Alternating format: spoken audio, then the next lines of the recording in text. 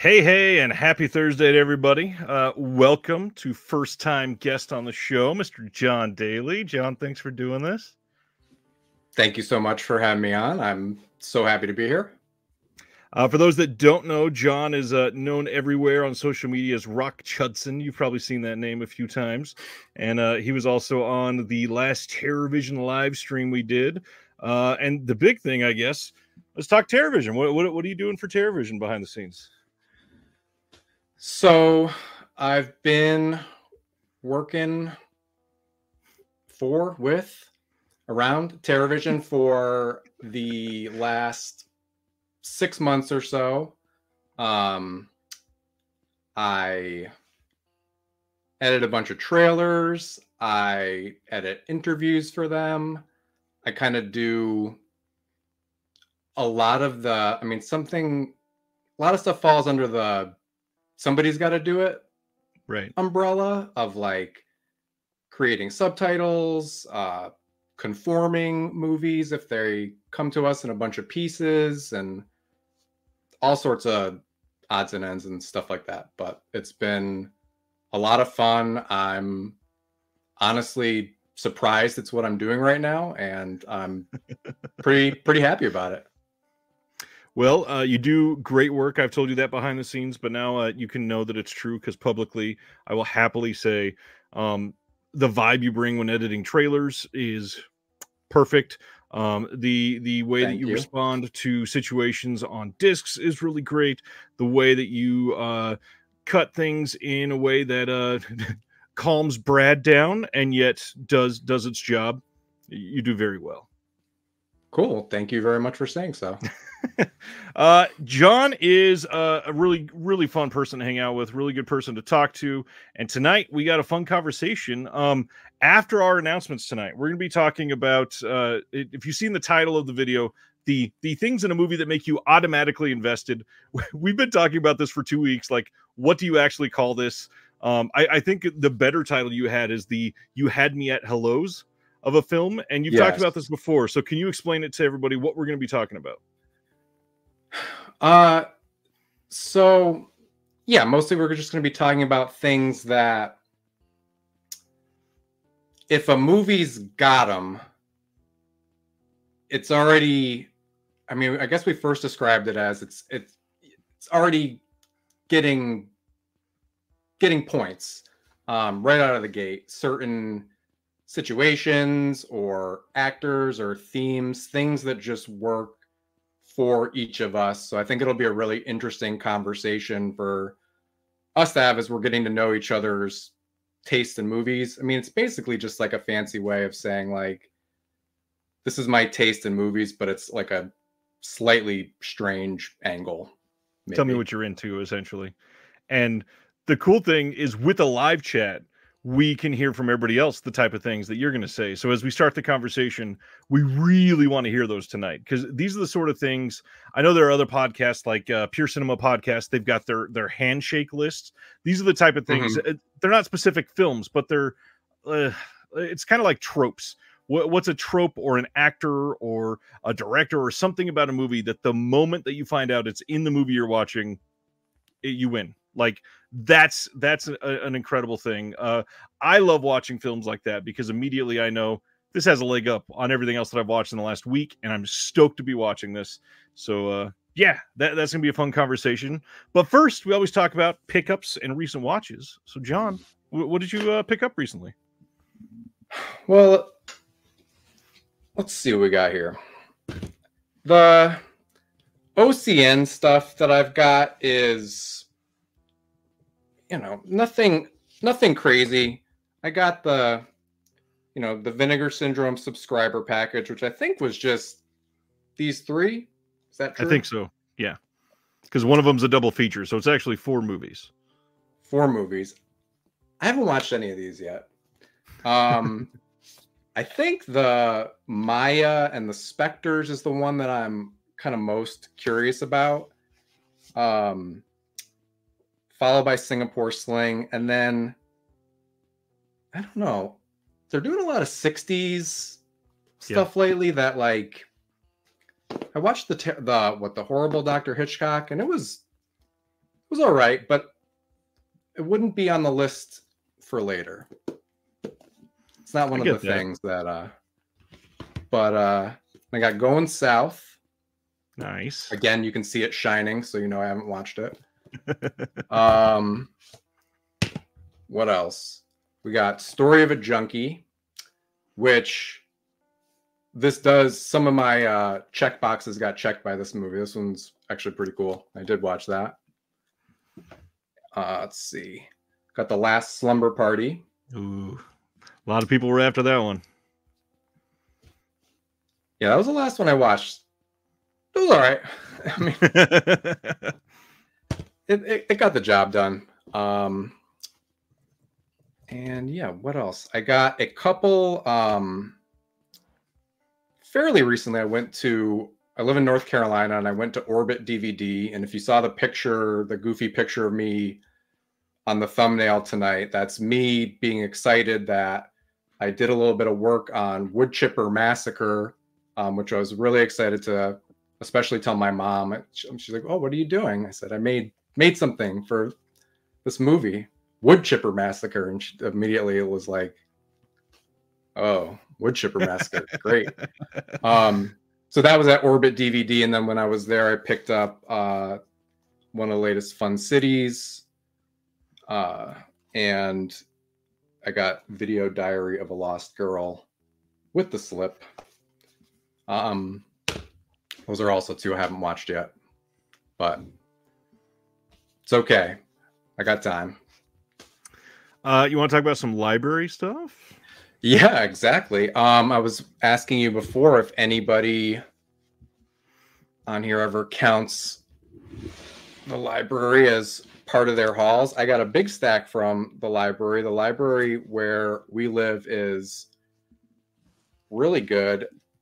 I think the thing that impressed me the most about the library, and these are on the to watch this week, was so the library had Infinity Pool. That was pretty good for the library. Also Possessor. I haven't seen either of these yet. And then, as we can plug an interview that you did, I found Suitable Flesh at the library. Already? Nice. Is anybody's library this good? Because I was like, and I had also gotten Saint Maud by Rose Glass, who just did Love Lies Bleeding. So it was like, I don't know, pretty heavy metal haul from the local library, like one shelf away from the, kids section. I'm like, it's pretty good stuff. But that's a rad library. Yeah. And then some other stuff for every other day of the week kind of stuff, like, Mouse Hunt and stuff like that. Mouse Hunt is great. We're going to talk about libraries again tonight during one of our announcements. That really is an announcement for sure, because libraries are super important still. Absolutely suggest people check out their local libraries. My stuff. So I got in a few from MVD to check out for them. The first one is Mean Guns. Really, really stoked that they put this out. Chris Lambert and Ice-T. But the big thing, MVD Rewind, I hate to say it, but they're generally not great quality. They do, like, they save things that need to be in print. They don't get a lot of new special features. They normally don't get new scans. This one it's still not an incredible scan, but they got like a handful of new interviews. This is actually a decent release, and it's got, as usual, it's got a nice reversible slip. Comes with the poster inside. For the price of the MVD Rewind titles, these are usually worth it. Highly recommend some of these, because again, some of the titles they put out, you're probably not going to find a better release. Sadly, they're just ones that will be looked over by a lot of people. The other one that they sent is the newest title from Unearthed Films, The Abandoned. Not really heard many people talk about this one, but it's a modern horror. Looks pretty dang decent. It's, shot in HD, so you're getting about the same modern horror look that you get from a lot of others. No new art on the inside or anything, but it's a decent release. There's plenty of extras on here for an indie no-name title. Like they did pretty good. It's a solid looking release. And then lastly, I was raised in a very classic rock focused household. My first concert was Tom Petty. I've done all kinds with artists and stuff like that. And MVD just released a Blu-ray of Foghat live, and this is rad. Like it's not super big like the Queen 4K that they're about to put out. Not MVD, another company, but this one's pretty decent. It's got 10 tracks on it. Foghat still kicking. Don't know how. Wild. But is Foghat Slow Ride? Yeah. Okay. Slow Ride, and you probably know nothing else from them at all. I remember the solo from Guitar Hero, and I know nothing else. Most people don't. Speaking of music, though, my favorite pickup of the last week, I bought from Enjoy the Ride Records, which this did not come out through them. They were just carrying it on their website, and this was, I believe, a Kickstarter release like 2 years ago, and I had to check it out because my favorite type of music is ska. And somebody just put together a Pick It Up Ska in the 90s documentary. And good God, like this was angled towards me. I had to check this out. Lots and lots of bands that I've loved for years in here. And man, I know a lot of people hate ska, but this was a must pick up for me. I absolutely had to. You ever listen to the podcast about what's it called? 60 songs to describe the 90s? You heard of that? No. It's somebody from The Ringer does it, I think. And it's I just listened to the episode about the song Just a Girl. And like I feel like the first 20 minutes are just explaining ska and the specific dance and how you could just have like the Mighty Mighty Boss Tones. You could just have a guy just doing just that. I enjoy ska. Ronnie says, do I like Operation Ivy? Absolutely. I mean, Op Ivy's got like one of the best ska albums of all time. Yeah, for sure. This is a question from Stan. Where'd it go? Has everybody got the new issue of the Physical Media Advocate? I would love to see pictures of those. John's gonna one up me and hold it up right now.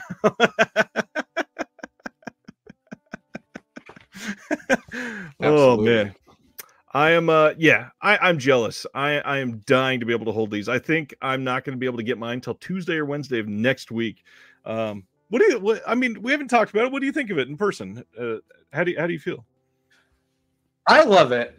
I love having it. I mean, obviously the whole thing is we want things to hold in our hands and consider. Right. And as somebody who worked in video stores, both corporate and independent, in the 90s and the early 00s, like my favorite day would be when the mail came and we would get the, like, I think there's just a magazine called Video Store Magazine. And you probably see like, there'd be all these pages that are just like $8 million hit. And it would like tell you like movies that it's like, I don't know. This isn't like that. This is better than that. But it just reminded me of having that. I like the part that reminds me of that is just the big list that you can pour over and you don't have to scroll all day. Yep. Which is another beauty of it. And there's there's just I know I'm going to discover, I'm looking at like, just podcasts to support, like just a lot of cool stuff that, where else am I going to hear about it? I love it. It's a good point. I appreciate that. Terry says, my old man eyes will appreciate it, having it in hand. Will says, I like ska, Mephiskapheles, the specials, madness, all that. Man, I know it's a very cliche thing to say when anybody mentions Mephiskapheles, but their cover of the Bumblebee Tuna song, freaking amazing. It's so good. Oh man. Recent watches, other than stuff that we're working on for TerraVision, what have you been pouring over? Let's see. I made a list so I don't forget. So I've been to the theater twice in the last couple weeks. The 10 out of 10 screening for me was Love Lies Bleeding. Nice. That, I saw it with a friend who, it's our kind of movie. There was nobody else in the theater. I mean, like, I think, it was like, down south in the middle of the week. It didn't seem like a movie a lot of people would be clamoring for. Yeah, I mean, it's Katie O'Brien in it is just like, she's just a shooting star, like total star-making performance. Kristen Stewart's great. Like, you forget Ed Harris is Ed Harris somehow. There's like each mullet is better than the last. And yeah, it's scary. It's like gross in the right way. I don't know. I mean, I could go on and on about it, but that was really good. Me and the same pal went the next week and we saw Late Night with the Devil, which was all right to me.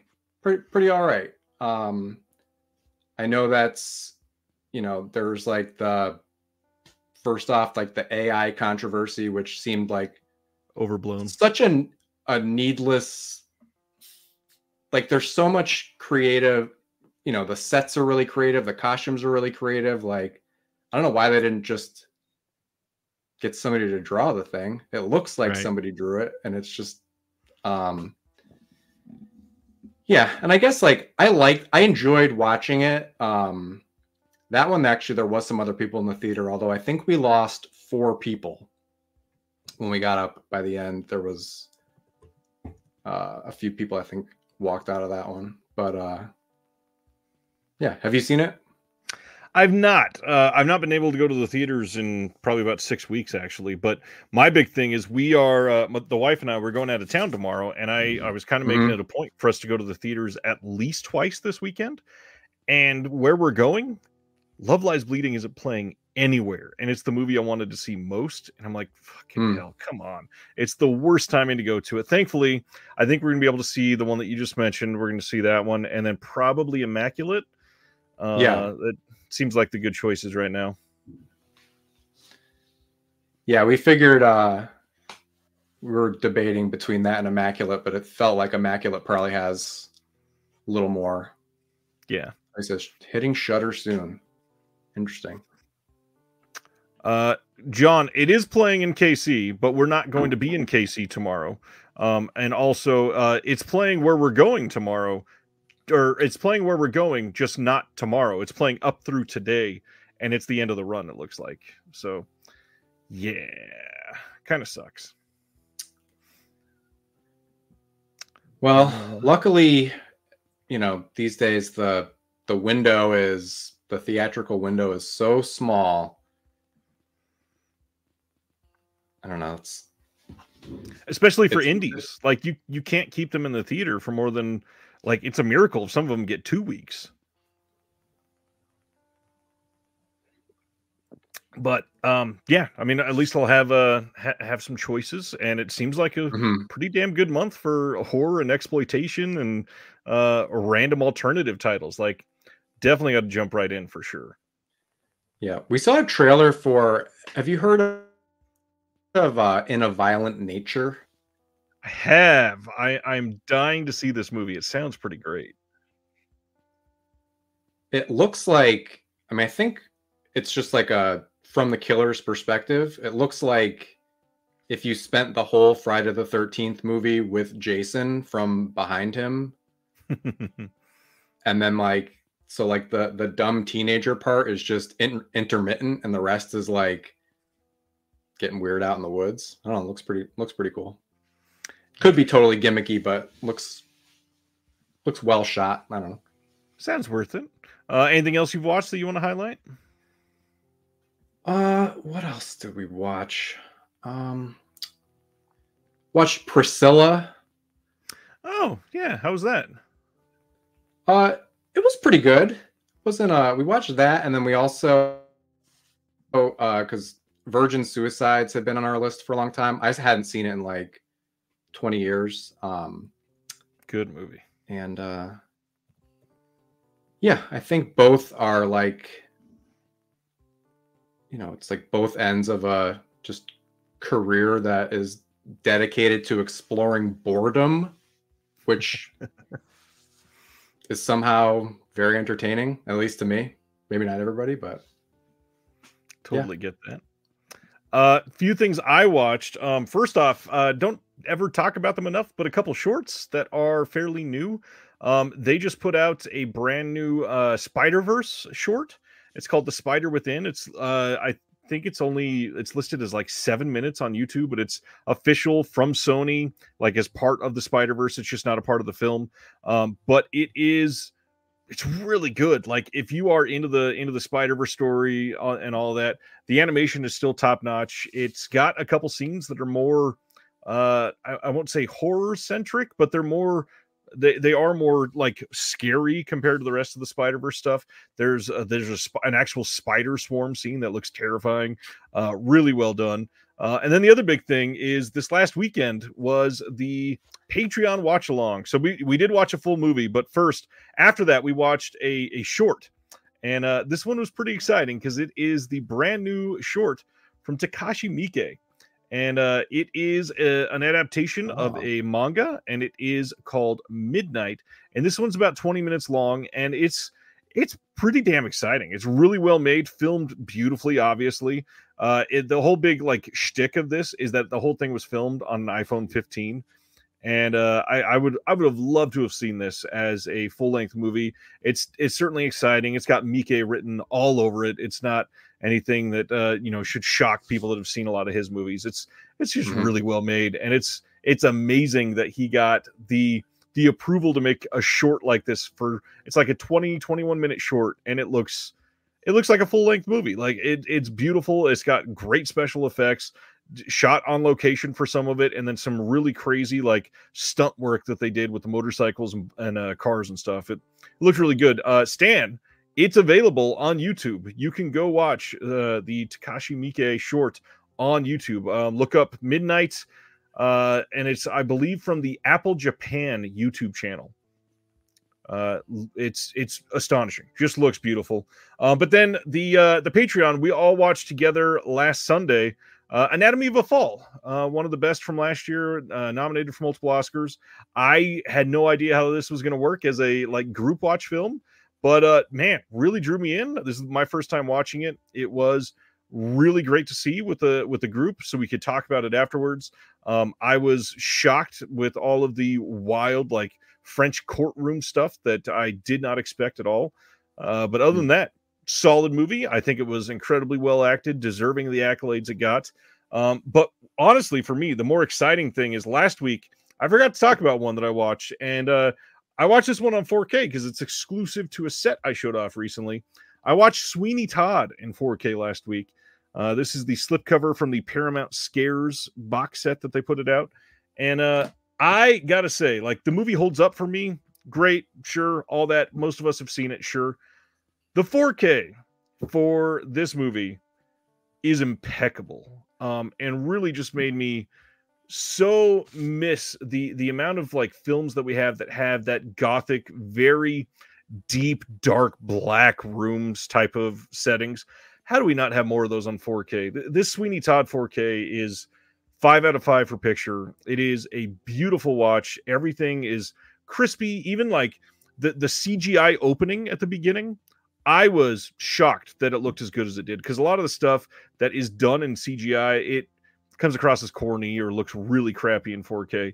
It looks surprisingly good, but all the stuff that was practical and the makeup and everything, it is a really great 4K disc. People definitely should check that out. If it's one thing that you were worrying about, the way that this box set has gone, it does suck that it's exclusive to a box set that can be pretty pricey. But the disc is absolutely worth it. Yeah, strongly recommend checking it out in 4K. And John, that's exactly what I'm getting at. I would love to see some of these great Hammer films in 4K. I would love to see, some of like the late 80s and early 90s, more like one-room location movies that are just dark and dirty. Like some of those would look great in 4K. Would love to see it. I think that's it on my end. Anything else you want to bring up before we go to announcements, sir? How was the dog acting in Anatomy of a Fall? Have you seen it yet? No, I saw Messi at the Oscars. Okay, Famous... so there is a scene near like it's in the middle of the third act of the movie, so I don't want to spoil too much, but essentially the kid does something to the dog to like experiment, and oh my god, like I had heard everybody say this dog is the best actor in this movie. Did not believe that, but that scene, it might very well be the best actor in that movie. It is crazy what they got that dog to do, and the way it's like doing one thing one moment and then just running and playing the next moment is it should not be possible. It is so well done. Yeah, one of the best parts for sure. Cool. Yeah, I really want to check it out. Sivner saying Immaculate on home video will need to be on 4K. You stream that thing and you have no idea what you're looking at. Man, I did not share them, but Cape Light in Germany, they announced, I think today, Immaculate on 4K over in Germany. I don't know if it's going to be English friendly, but I have a feeling that we're probably going to get Immaculate on Blu-ray here in the US. And then like a year later, we're going to get some crazy fancy 4K. So I don't know. I don't want to say like, don't buy the Blu-ray and then nothing happens, but I have a feeling we're going to get a great 4K. What do you do in that situation personally? Like if you really want to, do you wait for the 4K, or do you say, are you somebody who would be more likely to double dip, or do you just get the Blu-ray and say, I wanted it, that's good enough? Does it totally depend on the movie? It does, I think. If it's one that I've seen in the theater and I loved, I might double dip. But if it's one that like I'm waiting on reviews or I was just iffy on, yeah, I might wait it out. And at this point, it also depends on the studio. Obviously, if it's I don't know, like Fox isn't even the best representation because sure, Poor Things is out on Blu-ray and we'll probably never get a 4K in the US for it. However, that's probably one that I've seen it and I would want it on either one, but I'm not like rushing out to get the Blu-ray because I know it probably won't get upgraded. But if it's Universal, the odds are it'll get upgraded after 6 or 9 months or something. So I don't know. This one's tough. It really depends on very specific scenarios, I guess. Let's see. Oh, too much Italian. You definitely need subtitles. Interesting. Immaculate for me is Euro 70s horror by way of Darren Aronofsky. I am intrigued. All right. Time for announcements then, I guess. Let's jump right into it. First, we got Imprint twice this week, actually. We're going to talk about Imprint twice in 1 week, which is wild. First, they announced their third entry into what is so far my favorite of their ongoing series, the After Dark Neo-Noir Cinema box set. These are all going to be coming on June 26th when we're talking about Imprint. And a reminder for those that don't know, Imprint is in Australia. So when it says June 26th, likely won't be hitting the shores over here till 2 weeks after that-ish, something like that. But this box set is all Blu-ray, by the way. No 4K or DVD or anything like that, just Blu-ray. Homicide from 1991. This is the first time it's ever been on Blu-ray in the entire world. Then we've got the White Sands from 1992. The Crossing Guard from 1995. Heaven's Prisoners from 1996. Again, first time on Blu-ray in the entire world. Under Suspicion from 2000. And then Dirty Pretty Things from 2002. This is going to be a 6-disc hard box packed with brand new special features, including audio commentaries, interviews, and an exclusive 80-page booklet. And I will say, these box sets are pricey. These are, I did not check the exchange on this one, but it looks like it'll be like 130-ish, something like that. That's what the last couple ones were, something around there. I still got to say they kind of seem worth it to me. These are the kind of movies that speak to me. Like these are the kinds of things that might end up on the list tonight that I just love. So yeah, this is the kind of thing that I like to support. I mean, a lot of these The Crossing Guard has a new commentary. It's got a new interview with Sean Penn. I mean, the stuff they're getting on these. All right. I'm into it. And I've seen a couple of these before. I saw Dirty Poor Thing, or I did it twice. Dirty Pretty Things years ago. I think I've seen Heaven's Prisoners. But yeah, these are my style of films. What about you? I've seen Homicide, which I think Criterion did on DVD. Is that true? Maybe. Is it David Mamet? I believe so. Is that the one? Yeah, that's great. I've seen Dirty Pretty Things. I remember being pretty all right. Is the Crossing Guard it is a Sean Penn film, or is it Jack Nicholson? It's Sean Penn directed. Sean Penn directed. Yeah. Okay. Yep. And then Jack Nicholson's in it. David Morse, Robin Wright, Angelica Houston. There's a better close-up picture for everybody. Under Suspicion is one I think I've seen too, but that's been a long time. But Monica Bellucci, I mean, I'll watch almost anything with her in it. Dirty Poor Things is Poor Things on VHS. Oh man. And yeah, Tony says it is David Mamet, so you are right. Nice. Next from Imprint is another giant box set. They're putting out something they're calling the Martin Scorsese Films of Faith box set with The Last Temptation of Christ, Kundun, and Silence. This is going to be a 4-disc hard box packed with new special features and an exclusive hardcover booklet with some new essays. We got a new commentary by Jim Hemphill on The Last Temptation of Christ, new visual essay by Kat Ellinger.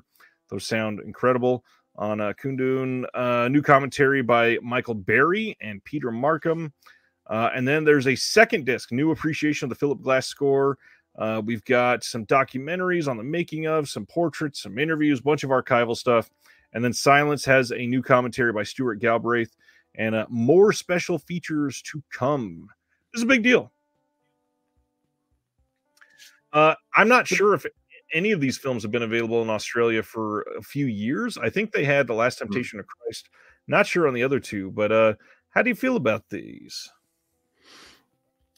Do you think it's like one of those Fast and the Furious box sets where they, when there was 9 movies out and they'd be like, buy this set, and you're like, but they're going to make another one. Whereas like he's making The Life of Jesus right now.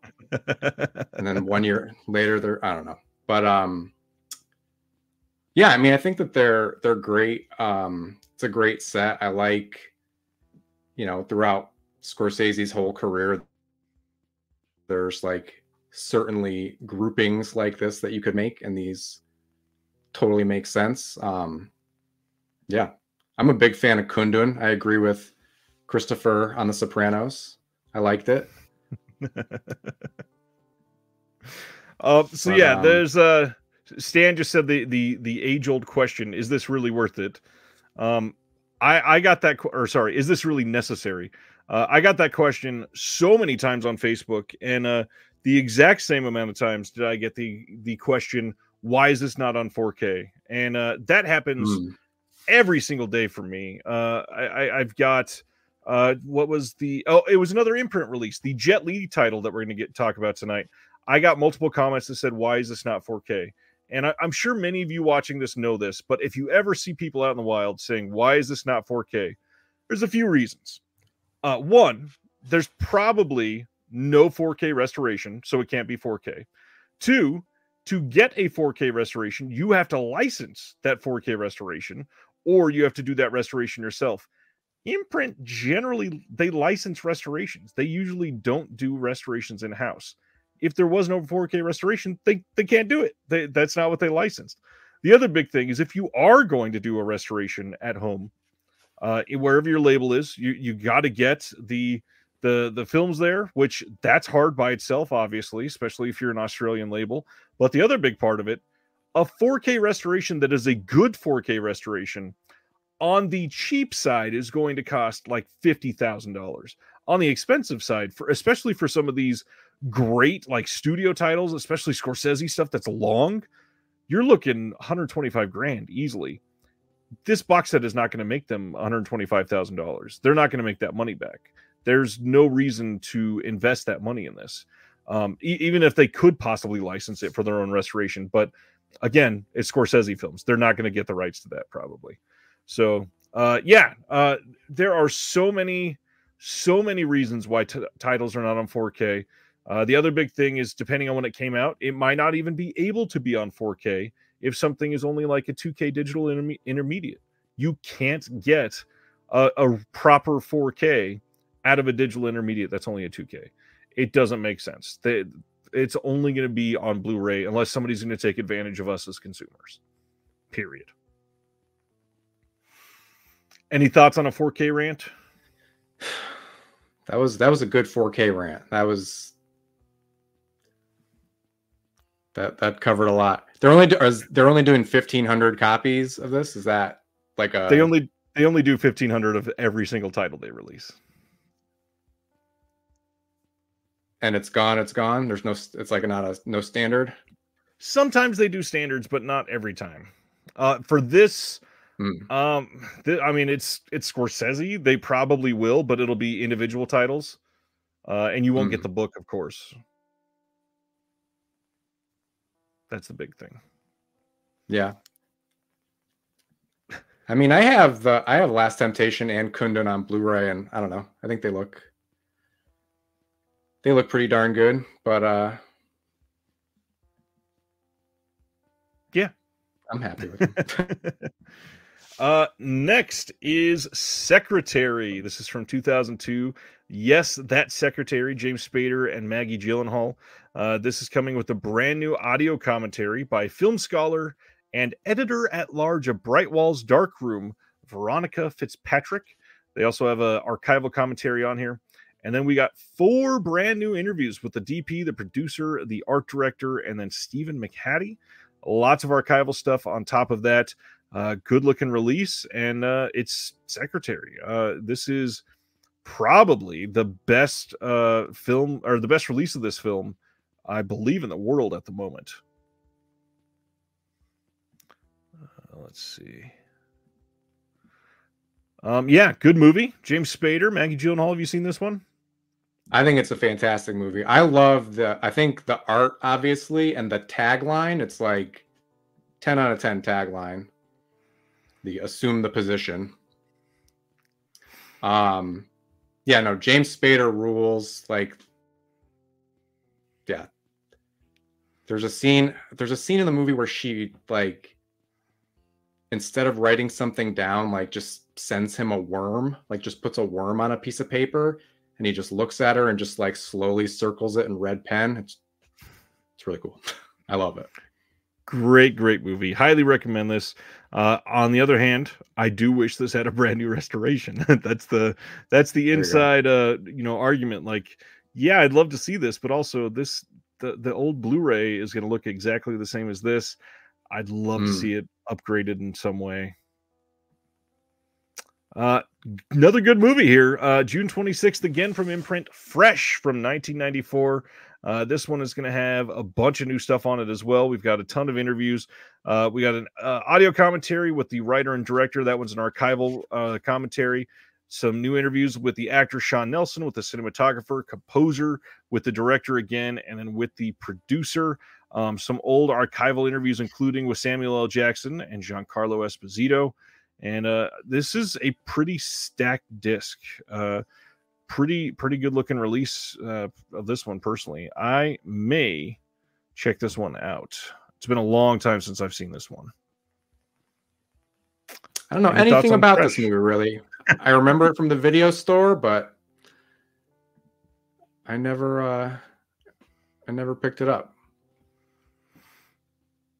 It's a good one from what I remember. It's been a long time since I've seen this.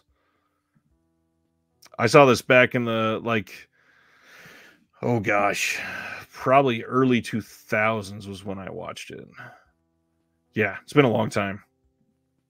And then they're also doing The United States of Leland from 2003. Big cast in this one. Don Cheadle, Ryan Gosling, Chris Klein, Jenna Malone, Kevin Spacey, and Michelle Williams. This one was nominated for the Grand Jury Prize at Sundance in 2003. We don't know any of the special features on this, but this is a big release. I think this was released on Blu-ray in Europe somewhere.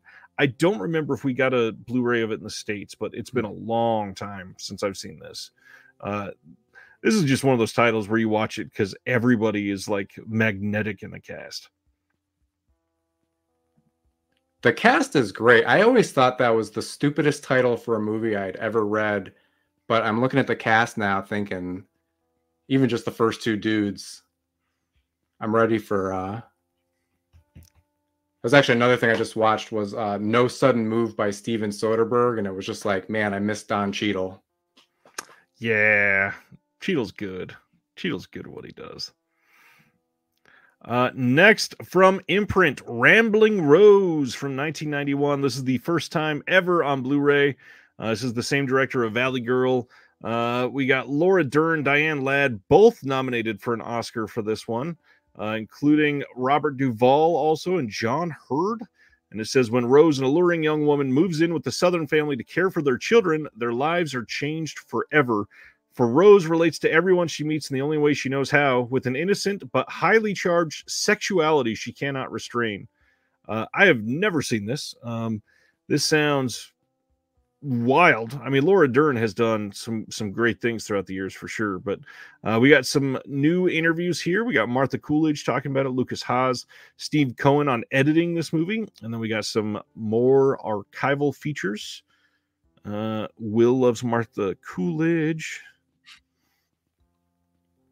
Me too. Big Valley Girl fan.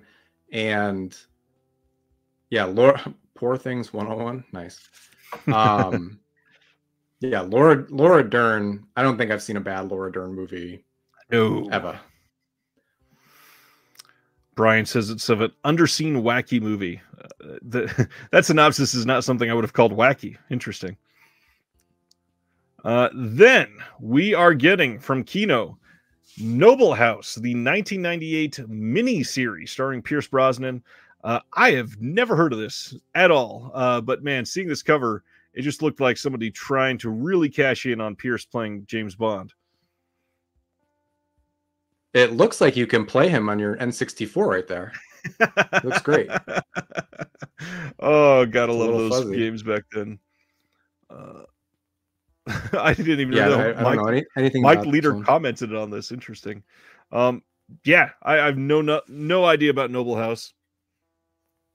It is pretty bad cover art. All right. Next up, the current lampoon of several jokes.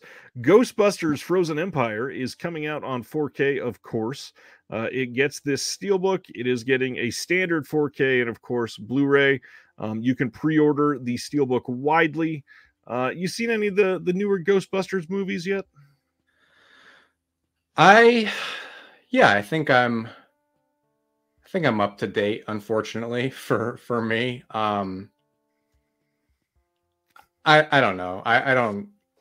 They didn't do too much for me. I kind of feel like, I mean, this one came out of nowhere. I would hope it's good. I just don't like when a movie has this, like, you know, when you see a movie and it looks back at you and it's like, you're gonna watch me someday. You don't really have a choice. Like, you've already seen all the other movies.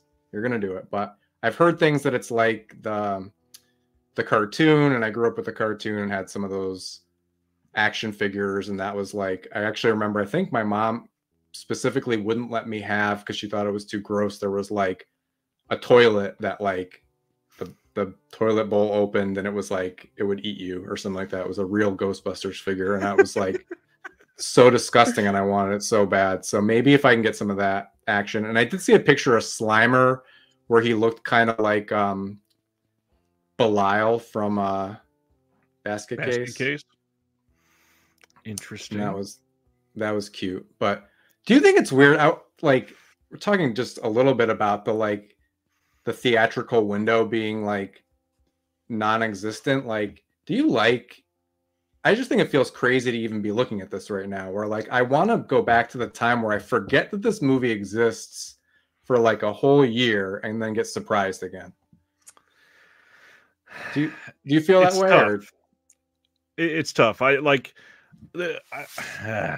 how do you explain this? Like, obviously, I would love things to be able to stay in the theater. I would love to be surprised seeing this come out in yes, 9 months. But at the same time, I want them to have a home video market that makes money. And with how quickly things are fleeting, sure, get it out. I'm not going to argue with you. That being said, yeah, like I see your point. this was 5 days ago, so like last Sunday this was announced. I think this movie has been out 2 weeks now, something like that. But the Mhm. fact that tonight we are going to go over an announcement for a film that premieres tonight, that doesn't, like, that shouldn't happen. That feels really stupid. We did one. Oh gosh, I apologize, Chad. I know I've asked like 4 times, but there was the Meg Ryan movie like 6 months ago that got announced on physical Mm. media like 6 weeks before it was coming out in the theater. Why would anybody go to the theater? You already know you can watch it at home in just a couple weeks. That makes no sense. Yeah, I know my whole wanting to go in the past is just crying about things that like it's just not how things are. So it's a good point you make too. Just like if this is how it's, I mean, it's got to be. Right. But I was thinking today too, like like what are like the like Oppenheimer and Top Gun are like the only two I can think of that even felt the closest to the 90s. Again, we don't have to go back to the 90s, but like that, like holding on to them being like, you can't buy this for 6 months. I'm like, come on, I want to buy it. But I don't know. Although the Oppenheimer release was just over 2.5 months after the theatrical release, I think. Was it? Yeah, because it came out late July or early August, and we had that in our hands in October. Maybe there's just nobody has any concept of time, especially me. I don't know. Charles says, I think they like to put out things in multiple formats now. The streaming is a big part of it. Obviously, when you put something out on VOD, for them to capture the money, they got to put it out on physical media around the same time as that, or nobody's going to pay for it. Craig, God, I'm old. Everyone refers to the old days of the 90s. Oh, man. All right, that's enough Ghostbusters. Right. Next, Sony Pictures, April 16th, they're putting out You'll Never Get Rich with Fred Astaire and Rita Hayworth. This is one of those movies that I think this is maybe the first Blu-ray release of this yet. And you always get surprised. You think of names like Fred Astaire, Rita Hayworth, and you go, yeah, all those movies are obviously out in Blu-ray for sure. But no, there's still quite a few. I think there's quite a few with Fred Astaire that still need to go out. So I'm glad this is coming. Not necessarily my sort of thing, but glad it's coming out. Yeah, I dig it. I like, Top Hat fan. The bandwagon. Yeah, the cover art ain't great. What do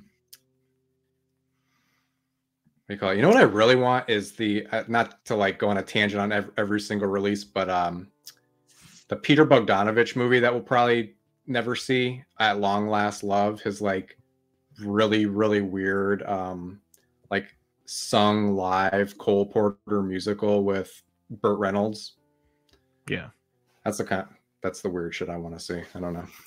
But we'll take You'll Never Get Rich. Stan says, God, I'm so old. Everybody keeps referring to the 30s as the old days. It's a pretty recent movie, right? You'll Never Get Rich. That came out kind of recently. Theatrically. Yeah, brand new one, 1941. Still with us. By the way, for those listening later, Sibner is saying in the chat that Oppenheimer came out on July 21st, and then the 4K came out on November 21st. So it was 4 days or 4 months in between. 4 days. 4 months is a little longer, but still not. I mean, back in like the 90s, you were talking sometimes some of that stuff took like more than a year usually to come out on VHS. Especially if it was like a Christmas movie, like the Grinch, they'd wait. Like if it missed one Christmas, they'd wait a whole other Christmas. It was crazy. Never got your movies. Yeah, that's true. Let's go to the next 100 years. Next one is another. Wow, let's just click the wrong thing and talk about City of Hope. April 16th, Sony Pictures also releasing City of Hope from 1991. A John Sayles film.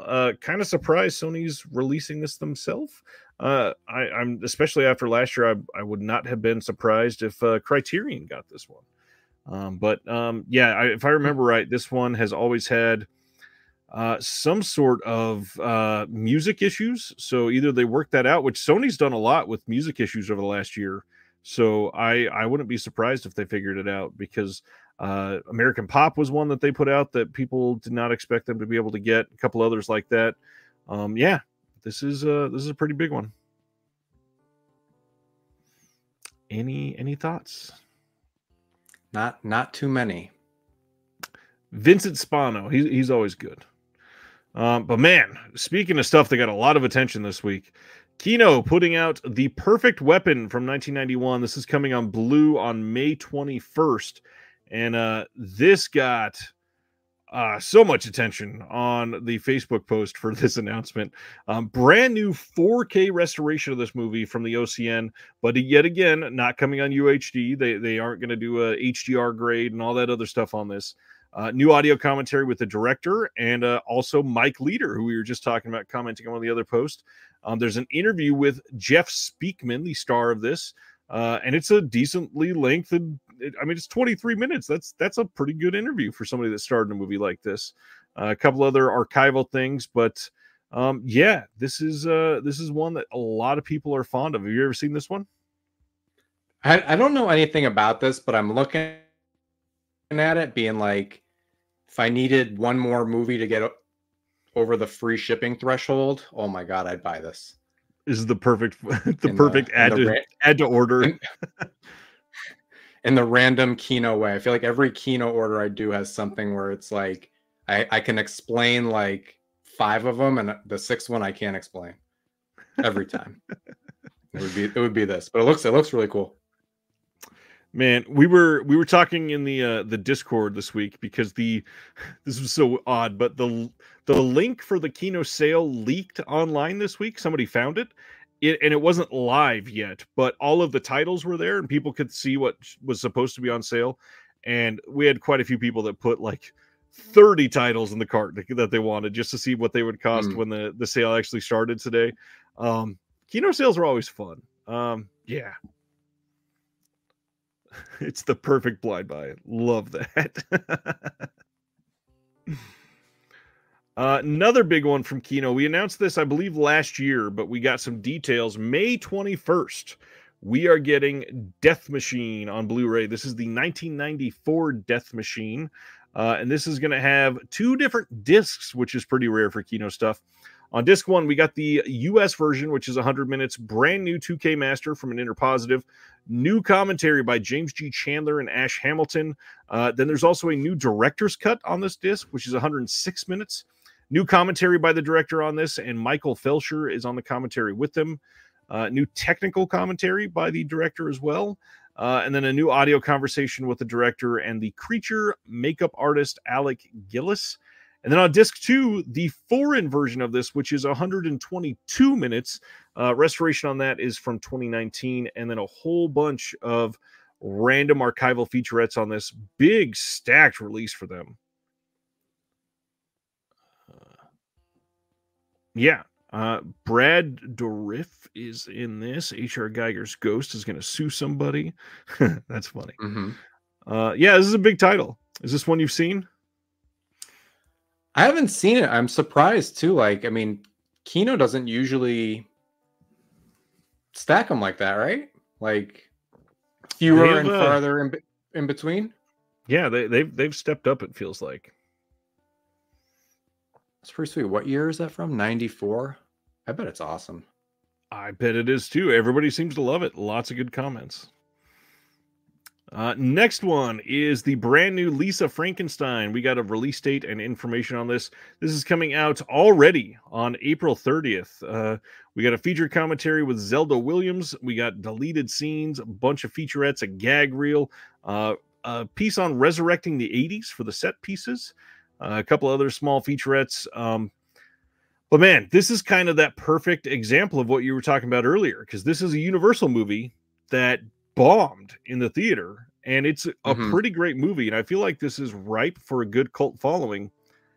I have a feeling this is going to come on 4K. Like, I would be shocked if this didn't come on 4K, actually. It's got a big cast. It's got big names: Cole Sprouse, Catherine Newton, Zelda Williams, written by Diablo Cody. Like, everybody attached. The date has been moved up to April 9th, says Sibner. Dang. And it is streaming on Peacock as of tomorrow. That's probably why the date has moved up. Damn. Gotcha. Did you catch this one? I was bummed to miss this because, you know, I, like a lot of people, finally caught up with Jennifer's Body, you know, years later. Like, you know, that I remember specifically the marketing for that made it look totally like not what it was, and I was hoping to. I just missed it, just too fast. I will say I'm very interested in seeing it. A couple things. I'll talk about the film in just a second, but Sibner saying the sad thing is Universal 4Ks don't always look good. I heard the Black Phone 4K is worse than the Blu-ray.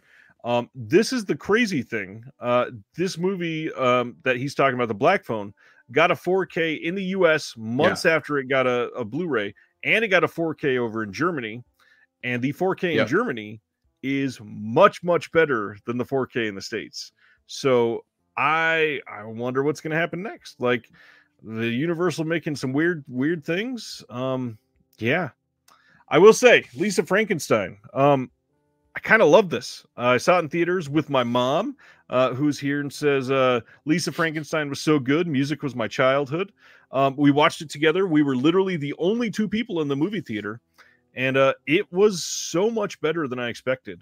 The acting was pretty spot on. I think the effects were decent. I think the storyline was, it's a fairly, like, I don't want to say like trope-filled story version of Frankenstein, but like from the trailer you can guess a lot of the stuff that was going to happen. But it was a well-made movie, and it was funny as hell. I mean, I don't want to spoil something, but one of the lines in this movie is literally the funniest line of dialogue I've heard probably in the last year and a half, and it's all because Diablo Cody is really great at some of that dialogue. So Catherine Newton is amazing in this. Cole Sprouse, he doesn't have much to do, and honestly, probably anybody could have done what he did in this movie, but it's a good movie. I hope people check it out. If you got Peacock, watch it tomorrow. Strongly recommend it. It's a fun one. Gonna check it out. Looks good. I like the box too. Yeah, good art. And that's the thing. The movie, if it was on a good 4K, would be beautiful on 4K. Strongly, yeah. I agree with Sibner here. Lisa Frankenstein is going to be the cult movie for this generation that ends up getting put out by Arrow in 30 years. It's that type of a movie. So check it out now so you're ahead of the curve. We have not heard from Cohen Media Group in a while, it feels like, but they are putting out Io Capitano from 2023. This was nominated for Best International Feature at the Oscars, and you can get this starting on May 28th. We got a Q&A with some people from the film and a trailer. I've heard this is great. I did not get to see it last year, but it's great to see stuff like Cohen Media putting this out. Thanks, Stan. I like John's shirt because it matches his wall. Can you see me? This looks decent. Going to the next one is a shameless release. They're putting out Footprints on the Moon from 1975. This is one that you might recognize that title because it was in the Severin Films box set of Oh gosh, what is the title of that box set? The same book that was written by Kayla Janice, I believe. Somebody in the chat will say, but yeah, it's in the. Do you know House the title? of Psychotic Women, is it? That's the one. Yeah. Yeah, this was in that box set here. This is just the UK release of this from Shameless. It's probably the same scan that Severin had, so it hopefully isn't awful. It does. I mean, it's Shameless, so unfortunately, we do have some worry about quality because they seem to be pretty bad most of the time. I don't know Shameless. They're famous because they use. Do I got one close still? This is why everybody goes to them, because they have yellow cases. Oh. And then they put stuff out over in the UK that wow, I can't show that on YouTube. I was about to. There are problems with pretty much every one of their releases. They are like they forget subtitles sometimes. They use the wrong aspect ratios. They cut things that don't need to be cut. They put out a worse release for a film after it has a better release elsewhere, and you're like, I mean, somebody set it up for you. All you had to do was hit the ball, and you missed. Like, what's going on? Oh God. Yeah, that is the Shameless release of Footprints, and not the last time we're talking about Shameless tonight, which is rare. Like that we have 2 announcements from them is crazy. Sony Pictures Classics putting out The Peasants from 2023. This movie says The Peasants tells the story of Jania.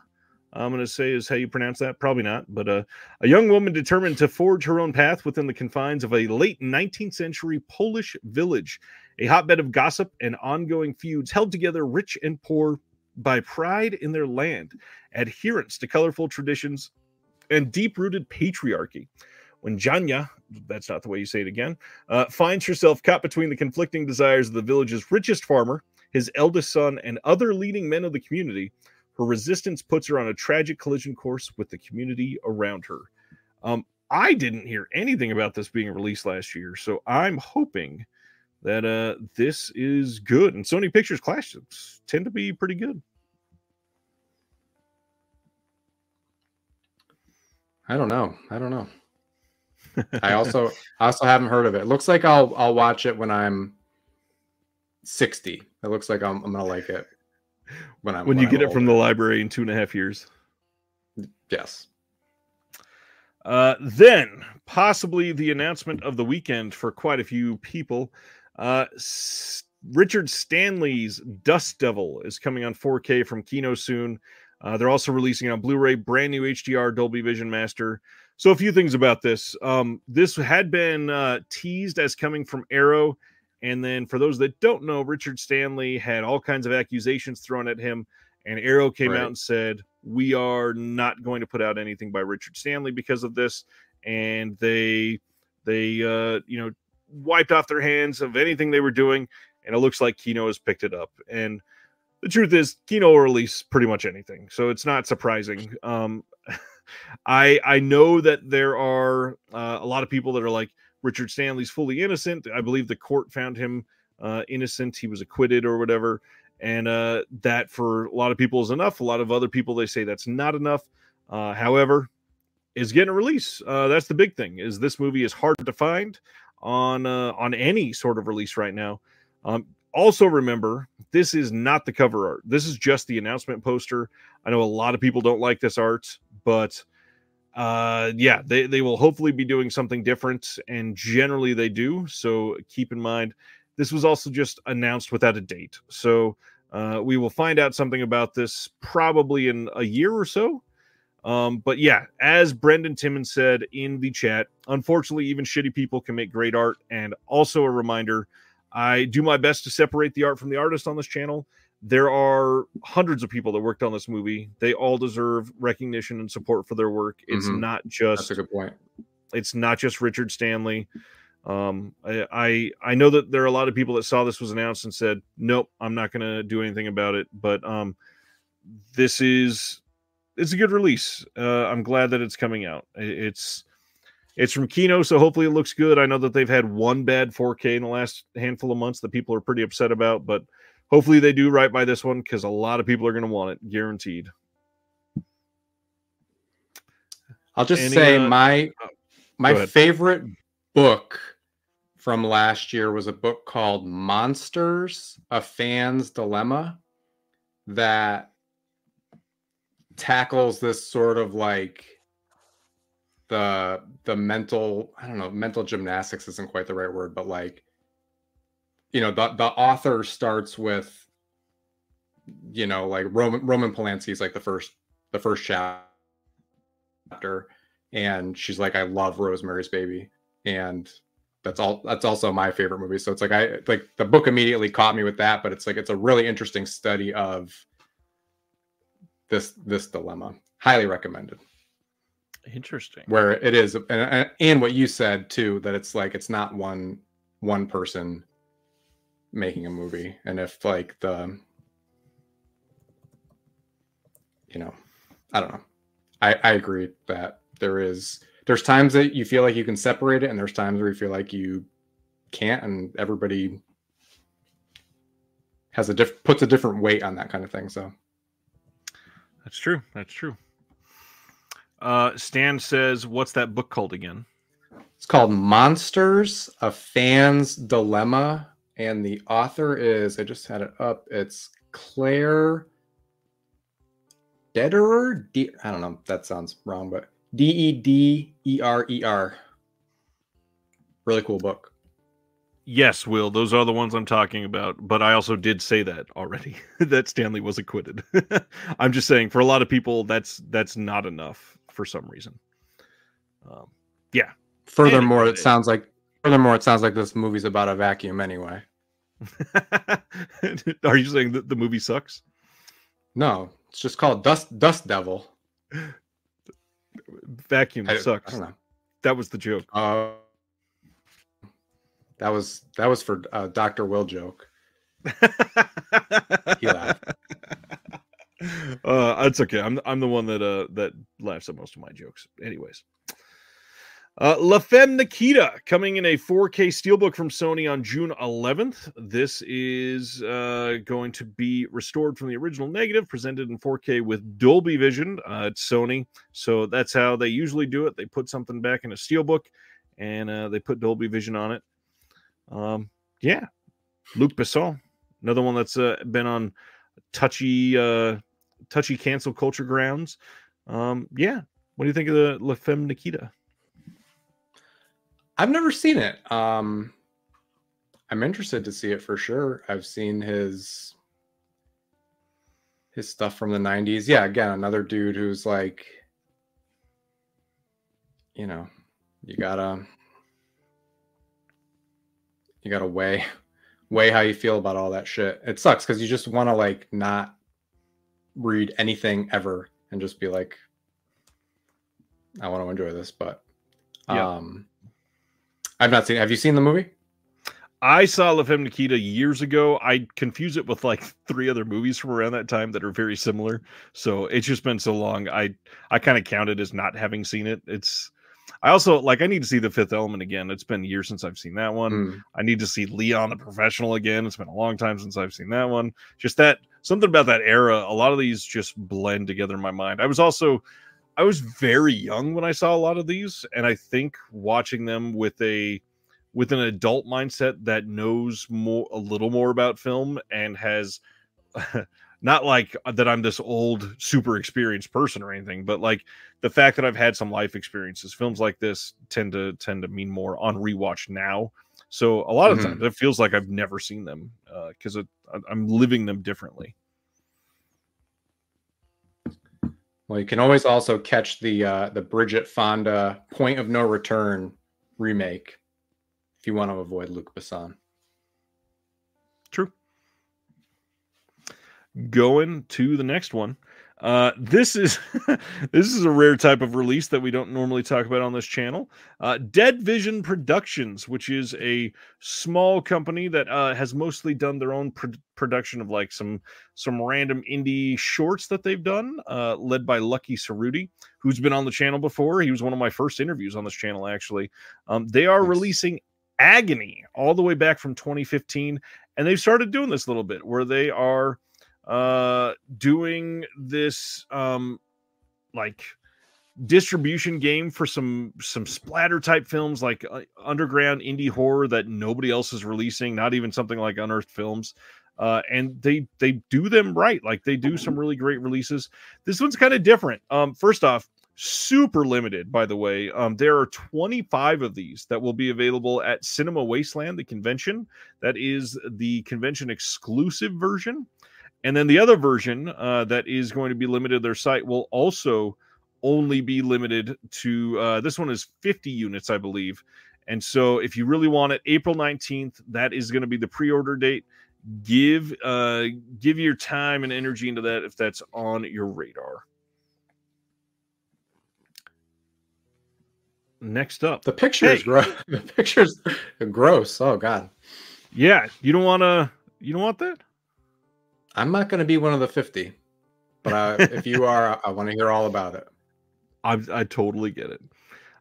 Hey, this week I put up an interview with Jim O'Hare from Parks and Rec, who was here. He sat right here next to me, and I'm still reeling with the fact that a couple months ago somebody from Parks and Rec was in my house. But if you want to watch that, please give it a watch. He is a beautifully kind person. He is down to earth. He spent a lot of time sitting on my steps and petting my dog and making fun of Jeremy, which is the best part of the entire conversation. So yeah, Jim O'Hare from Parks and Rec. And also, if you haven't done it, check out his film Middleman. I put a link in the description of that one. He is incredible in that movie, and highly recommend checking that one out because oh man, underseen, and it is a wild movie. He gives a hell of a performance in that one. You can also look up Fart Attack, and you'll get a good result from Parks and Rec. Does he live close to you, or no? He lives. He lives close to Craig, actually, down in LA. He was doing dinner theater due to the strike. He got hired to come do dinner theater about 20 minutes away from me. He was here for, I think, only 3 months. And then right when I interviewed him, he was about to leave and head back to LA and get back to work on some other stuff. But yeah, just being a friend of a friend. He genuinely is a close friend of Jeremy's. And yeah, we got to set it up, and he drove over here and we hung out for a couple hours. Good dude. Very cool. Next, Kino Lorber putting out Pursued from 1947. This is coming on Blue on May 28th. This is with Robert Mitchum and Teresa Wright. We talked about this one just a few months ago, I believe, so I won't say too much, but we did get some details. Brand new 4K restoration done by Paramount on this one. And we got a new audio commentary with Imogen Sarah Smith, who is great at what she does. Highly recommend checking out some of her stuff. This looks like a pretty great release, especially if you're into Robert Mitchum, which who isn't? I'm a big Raoul Walsh fan, and I have not seen this one, but yeah, big fan of White Heat and Roaring Twenties and a few others. Nice. Yeah, I would totally check that out. Nice. And Robert Mitchum pretty much does no wrong in the acting world. Sibner says Robert Mitchum, who's perpetually smelling the fart on every movie poster. I think in the last dealt it in that one. I think Teresa's might be smelling it. I think in the last 6 minutes we've talked more about farts than ever before on this channel. That's good. That's good. Congratulations, John. You've won on that front. May 14th, Wellgo USA is releasing Noryang Deadly Sea. This is supposedly pretty great. This is from 2023. It says in 1598, the 7-year Imjin War nears an end as Wei invaders prepare to withdraw from Joseon. Admiral Yi Sun-shin leads an allied fleet of Joseon and Ming ships to annihilate the Wei army. Joseon, Ming, and Wei forces clash at Noryang Strait, the deadly sea where Admiral Yi fights his last valiant battle. All I got to say is some of the Korean films from the last couple of years are killing it. Absolutely killing it. I've not seen this one, but Welga USA, just got to give them props. I think we're about to talk about them a few more times, but the fact that they keep giving physical media releases for these random tiny Asian films that are probably not going to get any other release unless they do it. I'm so glad that they're doing them. Dustin wants to know, speaking of Mitchum, what do we think about the Night of the Hunter remake that Scott Derrickson announced this week? Did you hear about that one? I did hear about it. I don't know. Like, Hollywood remakes everything, and it's, I guess, fine, but like, Night of the Hunter is really, really, really, really far up there. I don't know. I just don't, like, how are you not going to think of the original? I mean, it's like, it's literally like remaking Citizen Kane, or not to say Citizen Kane, but like, it's like, I don't know. It's huge. It's like one of the top movies ever. It is, and to me, it's not just a remake of a film. It's another adaptation of a story that already exists. So it was already a remake, essentially. It's just another version of that. And I don't know. I think if anybody's going to do it, I honestly, I'm intrigued to see what Scott Derrickson can do with it. I think that he's a decent pick for it, but I just, like everybody's going to say, I'd rather have less remakes. But at the same time, if you're going to remake something, I feel like this could be a good story to modernize. And truth be told, I know we all really are talking in a little bit of a bubble here, as we all love cinema and film and physical media and all that stuff. But with something like Night of the Hunter, there are a lot of people under the age of 30 that have never seen Night of the Hunter. And seeing a Night of the Hunter from Scott Derrickson will be more on their radar than a Night of the Hunter with Robert Mitchum. So, I don't know. This one is very true. It's got an uphill battle for this sure community, but maybe not. Yeah, I hear what you're saying. And it will bring attention to the old one, and more people will see it. So Dustin says apparently they are basing it more on the novel than the film, which would make a lot of sense. That's probably where they should lean into it and modernize it. Next title. Another release that's coming for an Asian title. On May 20th in the UK, we are getting The Goldfinger from CineAsia UK. This is also called Once Upon a Time in Hong Kong from 2023. And man, the cast in this one should get anybody excited. Tony Leung, Andy Lau, and then, of course, Felix Chong, who helped co-write Infernal Affairs, all coming back together for this. And this is supposed to be a really great movie. I've not gotten anything from CineAsia UK. Anybody out there? Very curious if you've gotten anything from them. I'm more, I'm wondering if this is a decent label. I'd love to see some track record from them. I don't have a dang thing. But with this cast, I definitely want to check this one out. I bet this is a pretty decent movie.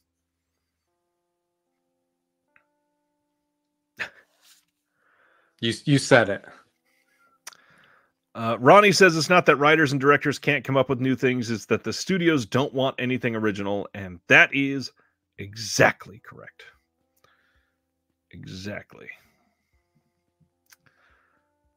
Next title, another UK release, June 24th in the UK, Blu-ray from Final Cut Entertainment.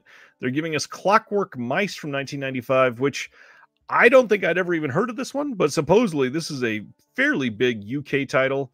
I've definitely not seen this one. Is this one that you'd ever heard of or seen? I have not heard of it, no. Takashi Miike should remake Night of the Hunter. That's funny. All right, yeah, that's Clockwork Mice. And then, all right. probably a not giant conversation that needs to be shared. But so yeah, yesterday there was a big article that came out in The Guardian, and it was big because I got quoted in it, and DVD or Diabolic DVD got quoted, Umbrella got quoted, Sean Fennessy of The Ringer got quoted, Kino Lorber got quoted. One of the biggest things that I want to say about this, which obviously is like the biggest takeaway, because we're getting one of these articles seemingly once a week right now. I'm most upset with the fact that it has to be an article that's given in a doomsday scenario type of framing device, which doesn't work. Like, obviously, when you go in and read the article, the you'll barter bread for DVDs is kind of a joke, but it's like a best case scenario for physical media when there was a hurricane and no internet and stuff like that. But man, the fact that they are framing this as a like last possible living apocalyptic chance for people with these, rather than just, hey, we like these things and that should be normal, is a really odd way to frame it. John, I know you took a look at this. How do you feel about any of this? Well, I enjoy the article. I agree. I mean, the title is silly. It is like it is just a kind of a direct quote, but like, yeah, I don't know. They should have kept in the part that it, like, the loaf of bread is for your copy of Casino. That, I think that's important. How do I feel about this? There was a few, I'm looking at it right now. There was a few lines in here that I thought were really good. Yeah, I mean, it like you say, it's a lot of the, like, you hear it. We keep hearing it once a week. It's weird. Like, companies are growing, but the thing's shrinking, and the whole thing is shrinking, and I don't totally know. You go from here. I'll follow you. One of the big things I wanted to put up here is, yes, like, it's great that they're bringing attention to physical media, but there's a couple things that not enough people talk about. And one of them we referenced tonight. And so I really wanted to spend a couple minutes highlighting one of the most important ways that you can support physical media still. And that's by supporting libraries. So physical media is important, obviously, for books. It's important for educational materials. It's important for films and all that stuff.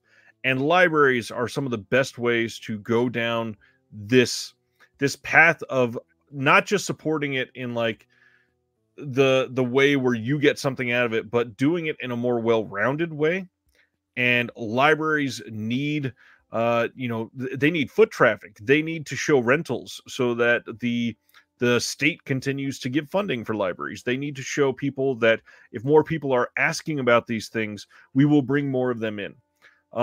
I understand that for a lot of people, libraries are, far away or not the best possible choice or whatever. But for many, it is hard to stress how many people in the world right now, especially in the US, cannot get access to any physical media or books, and the library is the only way that they possibly can get it. And so obviously when we talk about things like supporting physical media as a whole, it can come across as very elitist. And so I think that we need to really look at the accessibility of things and understand that without libraries, without streaming as a part of this as well, there's so many ways that people can have access to films that isn't just literally buying physical media. And there's a lot that can come out of this. There's a lot that somebody can read this article and jump in all in with vinegar syndrome or something. That's great. But at the same time, one way that you can really make a big difference is once a month, instead of streaming a movie, go borrow a movie from a library and just be that extra tick mark for that library to show that they're getting a little bit more traffic. I think that's very, very well said. Yeah, I mean, I'm like somebody, I don't know if this is to the point or what, but like, I'm somebody who, like, was the kind of person, like, when the the TV guide came on Sunday, I'd be like, I'd plan the week. And it's like, sort of like that with movies where like, you know, each movie is worth a certain amount to me. And like, you know, like my library stack that I showed you, like, these are like the ones I'm like, these are my free watches for sure. Like that, you know, that I don't want physical media to go away and that I want cult films to like have a new life, like is where I subscribe to Vinegar Syndrome. But like I can't buy, you know, can't buy everything. And it is, yeah, none of us can.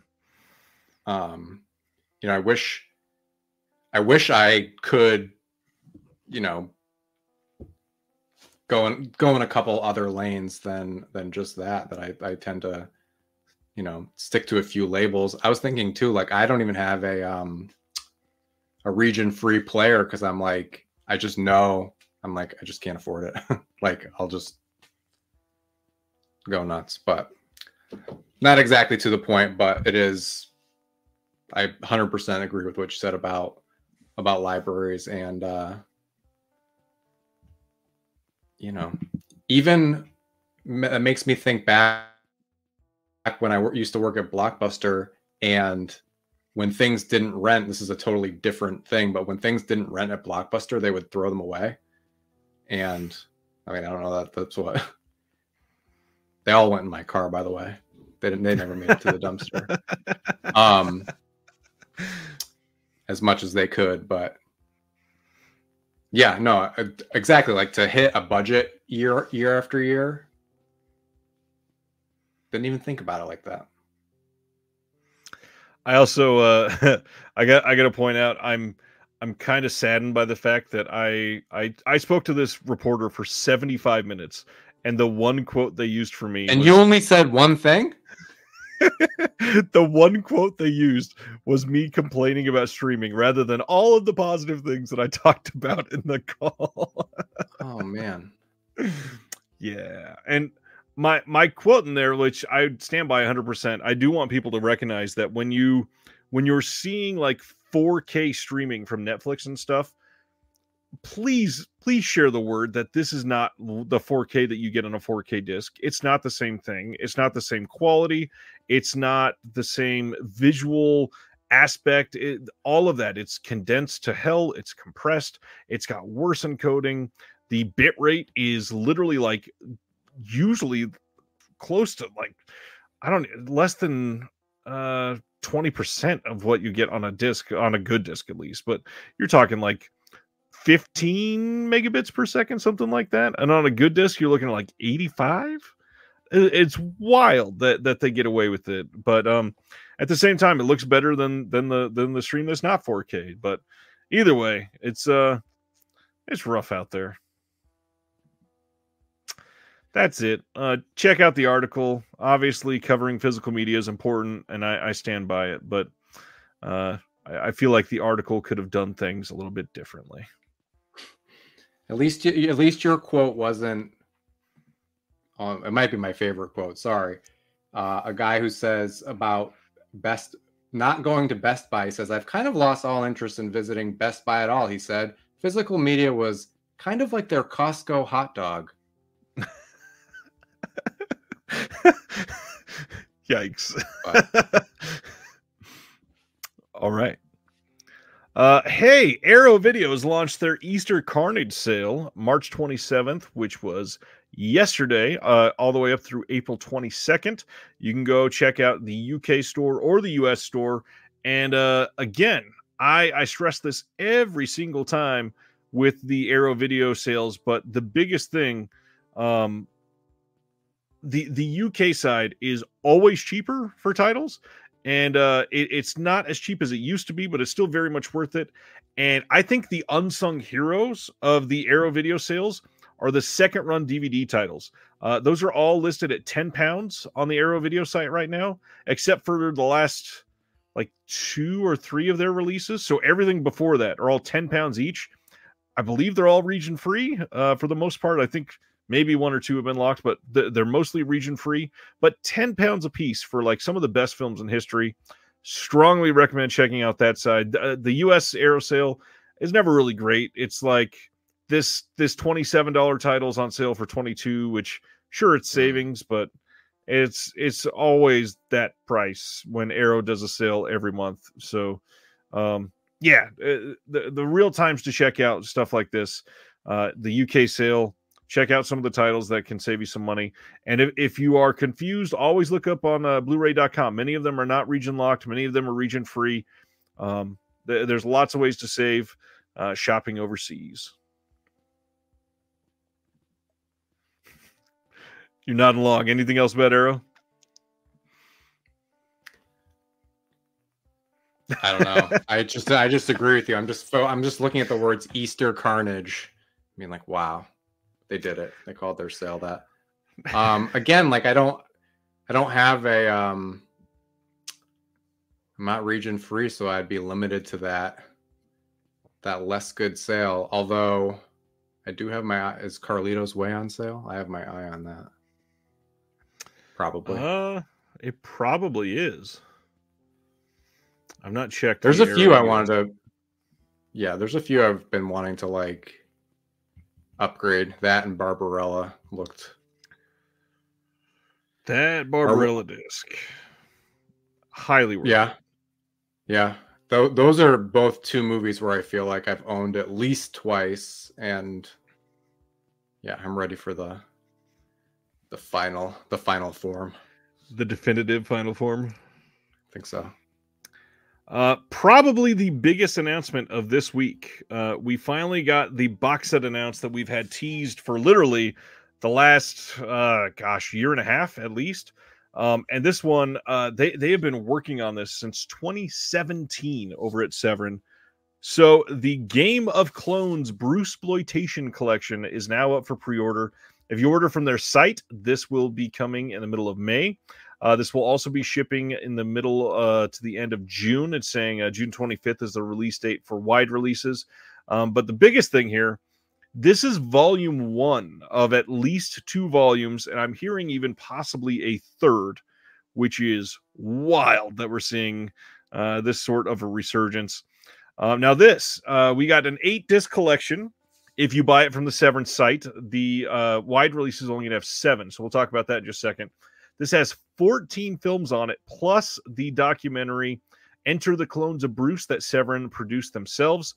There's a 100-page book of essays, posters, and rare photos with more than 24 hours of special features. So the films we get. Disc 1 is that documentary, Enter the Clones of Bruce. Disc 2 is the Clones of Bruce Lee and Enter 3 Dragons. Disc 3 is Enter the Game of Death and Goodbye Bruce Lee, His Last Game of Death. Disc 4 is The Dragon Lives Again and Bruce and the Iron Finger. Disc 5 is Challenge of the Tiger and Cameroon Connection. Disc 6 is Super Dragon, The Bruce Lee Story and The Dragon Lives. Disc 7 is The Dragon, The Hero and Rage of the Dragon. And then, again, limited to the Severin site version, Disc 8 is The Big Boss Part 2, which is super rare to see, and The Black Dragon versus the Yellow Tiger. How do you feel about this one, John? Are you a Bruceploitation guy? I'm more interested. Severin seems to have the best. I mean, not seems to, right? Like the box sets are like best in the game. Is anybody in the game? Yeah, right. Like by far. Yeah, where I feel like other companies are putting, like when you get a box set, like it doesn't feel like. I don't know. It feels like there's at least one in the set. Even that imprint set with all the noir feels like there's one or two in there where you're like, that's how you sell that. And like this, like obviously the quality in movies is gonna vary and all that, but just like these totally definitive boxes are really appealing to me. Yeah. Again, I mean, you brought up the imprint set. The craziest thing is this has 15 movies in it compared to the imprint set with 6, and they're going to be about the same price. That's crazy to begin with. And yeah, obviously, some people are going to look at these and think they're lower quality. There are lots of people that think these are better than all of the Bruce Lee films. I know a lot of people who think Bruce Lee kind of sucks. Flip, who used to be on this channel all the time, he does not like Bruce Lee. He thinks his stuff is terrible, and he thinks these are better. So I totally get that. I am happy with the price. I think this box set at I think it's $35 just for the box is not bad considering how much work went into this. You're getting a lot for just $135. It's crazy that we're getting some of these films. I know there's some people that are happy that most of these are English dubs and not the original Cantonese and subtitle and all that, but I don't know, with some of these martial arts titles, it seems like you can't make people happy. Whether if some people prefer the Cantonese, some people prefer the dubs. Obviously, we'd love to have both, but a lot of these it's a miracle that we could get elements to be able to get what we have here. Right. Yeah. Well, I think about like Game of Killers and some other, TerrorVision stuff that they've had where like, they're just talking about elements where like the film was pink and like delivered wet and like just so yeah, I think just finding these, like I'm pretty forgiving personally as a viewer, and same with Game of Killers and stuff with like, that's like a little bit, if these are a little bit scratchy, like it's kind of the perfect movies to be a little bit scratchy and you feel like you're sitting in a grindhouse cinema. Yeah, this is one of those things that I think I've probably only ever seen can't say that. I think I've seen one Bruceploitation film ever, and it was decent. I'm happy that these are getting releases.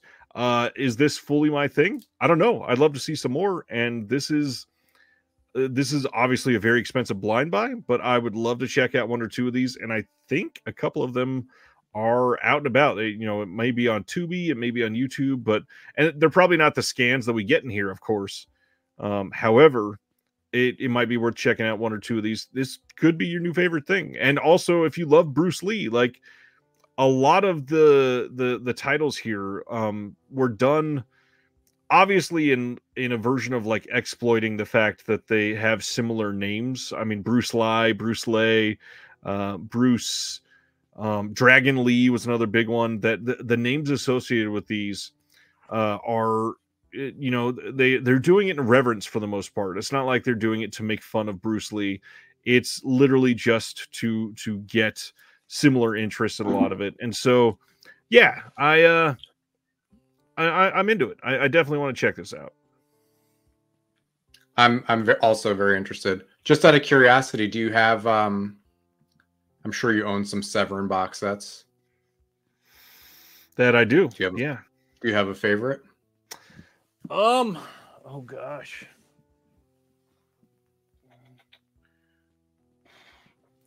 Honestly, that House of Psychotic Women box set is banger after banger.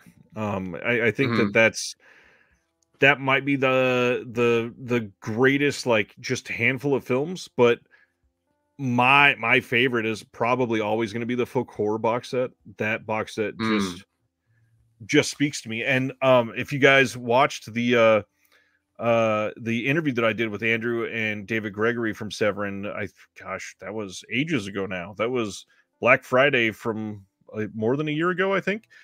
They were already teasing Folk Horror Volume 2. So I think that will probably be coming hopefully fairly soon. Like, they didn't say for sure it's gonna be coming, but they essentially said it's coming without announcing it. What about you? You got anything from Severin yet? Have I gotten anything from them? Not anything. Any of the box sets? Oh, any of the boxes? No. I got pretty close to getting the Black Emmanuel box set, and then was just like, it's didn't have the money at that point in time, and basically was the thing. But I did really want that set, and the airline bag, and the game. But No, I don't. I love I'm that. hoping actually, since you introduced me to Will and I live so close to him, I'm hoping when we take a look at each other's movie collections, he's got one. And then Will he has can be my Severin library. Did you hear him the last time we talked? He's got a full Severin collection. Really? That's good news. That's very good news. He's got everything. So yeah, he'll be one for you to exploit. Severin also announced a bundle for it, limited to only 400 copies. This one will have the box set. There will be a cassette tape, which will have 5 classic tapes on there, and it'll also come with a digital download in case you don't have a cassette player. You've got a vintage poster of Bruce Lee, Son of the Dragon. You've got a postcard that's signed by Grandmaster Clint Robinson. You've got a Enter the Clones of Bruce that is signed by Bruce Lee poster, and then a vintage 27x40 Dragon Lee poster. Really neat. They've also got some books for sale on the website that look really great. I know people went all up and down this and spent a ton of money this week. So check it out. I know that it's a lot to take in. If you've never been into it, obviously, it's a huge thing to go and blind buy something for $135. But it's one that I think most people would probably be happy with. Any chance you think Severin will do another box set of all the other Emmanuel series? No, probably not. I think that will never happen. There's not even that. I mean, I know that we've got Emmanuel titles, and this was Black Emmanuel, but how many are even left? I know that there's. God, I can think of like 5 or 7, but how many are they on Kino, or are they? Kino's done, I think, 2 or 3 of them. Is there really like 50 of them? Jesus. Huh. Okay. I mean, I doubt they can do it. Like, the Black Emmanuel set coming together like it did is a miracle in itself. The rights to be able to wrangle that, the elements to be able to wrangle that, it's nigh impossible for sure. There's the Monique Gabrielle version, the Yellow Emmanuel, and like 20 other Skinemax. I'd be all in for the Skinemax ones. There's 7 just Emmanuel titles. That's true. All right, carrying on. The Chase is coming from Kino Lorber on May 28th. This is the 1946 film, The Chase. This was previously restored from archival elements preserved by the UCLA. There's an audio commentary on this by Guy Madden. He's on this because there's a little bit of a surreal take in the 3rd act of this film. So they got Guy Madden to talk about it. You got 2 radio adaptations of Cornell Woolrich's source novel called The Black Path of Fear, starring Cary Grant and Brian Donlevy. You got the slipcover, of course, and that's it. This one sounds like an interesting release. It's got Peter Lorre. Like, this is going to be a pretty good one. Haven't seen a bad movie called The Chase yet, so why start here? Yeah. Exactly. Next one up is another Welgo title, Creation of the Gods 1, Kingdom of Storms. This is coming on May 28th. I just noticed that says 1946. I don't think this film is from 1946. No, they had that then. I think this is from 2023. But yeah, this is supposed to be another like epic. They are really cranking these out over there right now. But love that they are doing this, and yeah, very curious to check out Welgo over the next couple of months. Their titles are really well done recently. Looks cool. I bet it's awesome. We've got somebody saying, "Oh my gosh, finally, such a great film to watch in IMAX. Need a 4K." I love that there are people out there seeing these in theaters. Like, I need to be able to see this movie pretty soon on physical media. Speaking of rare things to see on physical media, April 9th, Undercrank Productions is putting out Accidentally Preserved Volume 5. This is a 2-disc set. You can get it on Blu-ray or DVD.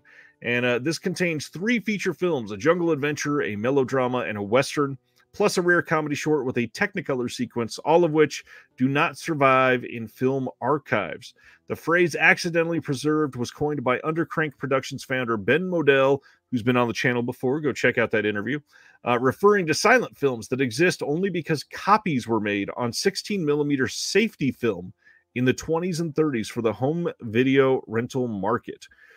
In Lorraine of the Lions, 1925, we also have In Hoofbeats of Vengeance from 1928, and then The Fourth Commandment from 1927, plus Love at First Flight from 1928. Like I said, 2-disc set, region-free, total running time of 207 minutes, and this is the type of release that, like, I strongly suggest literally supporting just to support, because stuff like this needs it. And Undercrank does great work. All of their releases are well done. Ben Modell does stuff literally just because he has this inert passion for it. And yeah, love what he does over there. Cool. You got that little library sticker on there too. The theme is strong. Absolutely. Like I said, we were going to talk about Imprint twice tonight. So the next one, June 26th, are all of these. These are 3 releases from the Imprint Asia line. This is, let's see, The Wandering Earth 2 coming on Blu-ray. And what's hard about this to really like, hey, this looks like a great release. Unfortunately, it is also released on 4K over in Europe. And you can get those generally through Orbit. They usually carry it. This is supposed to be like a really great movie, actually, and I'm very curious to check this out. I believe last year, and it says it right here, this was the 9th highest grossing film worldwide of 2023. 3-hour sci-fi action epic. Have not seen this one, but this is the, I think, 3rd or 4th release of this worldwide. So you got lots of options on this one. Isn't it crazy how much stuff America exports that like the other 9 films are all from America, but like I've never even heard of this. What's going on? Come on. And it's one of the highest grossing movies of the year worldwide. Next up, another Asian film that lots of us have heard of, Jet Li's Hero from 2002. This is getting a 2-disc hardbox release from Imprint Asia. And this is going to have both the theatrical version and the director's cut of the movie. We got new interviews with screenwriter Tony Raines on Hero, a bunch of archival featurettes, 2-disc, 2-case. This is another one that a lot of people, and you can even see it in the comment here, says it deserves a 4K.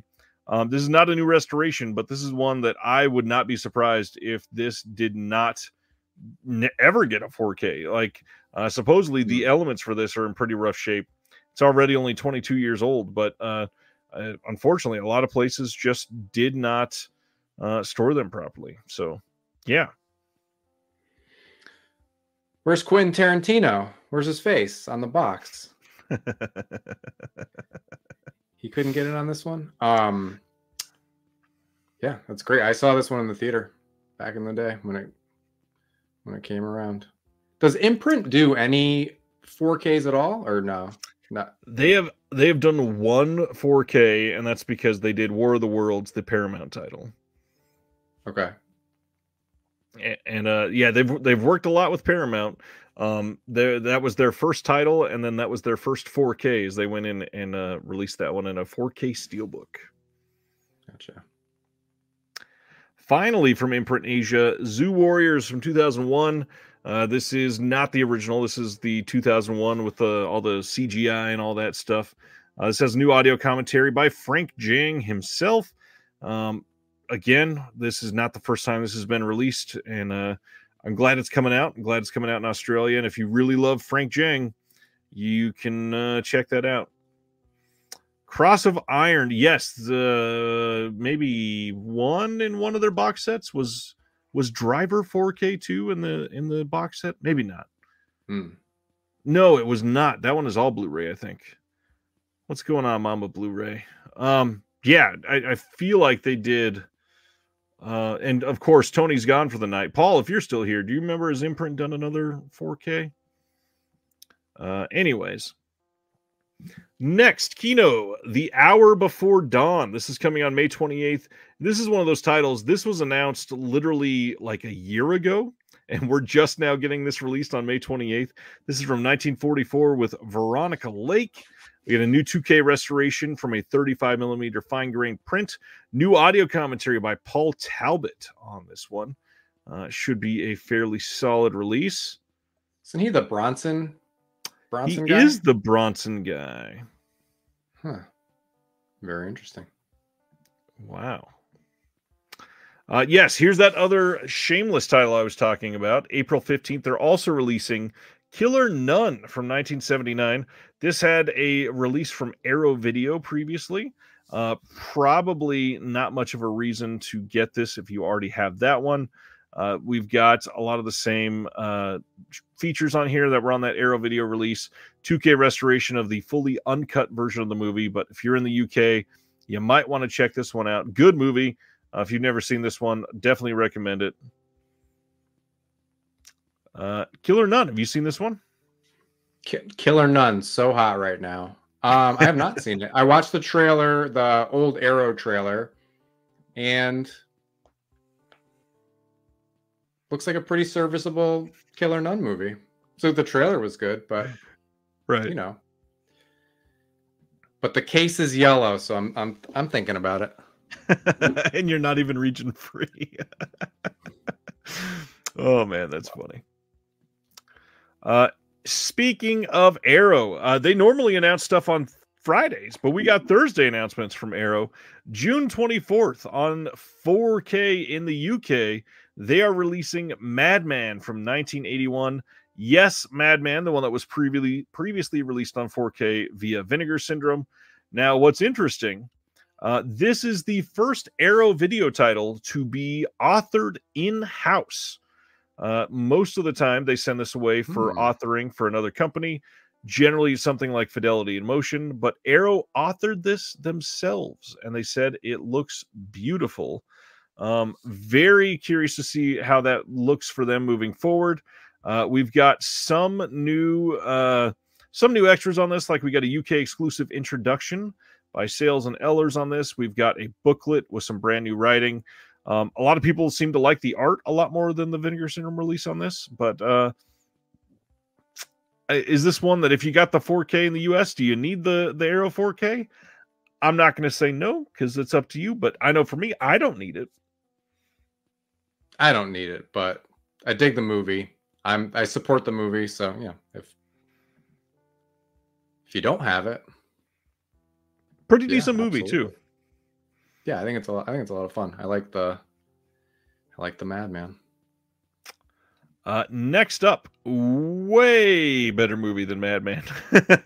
With Nail and I from 1986 is getting a 4K release.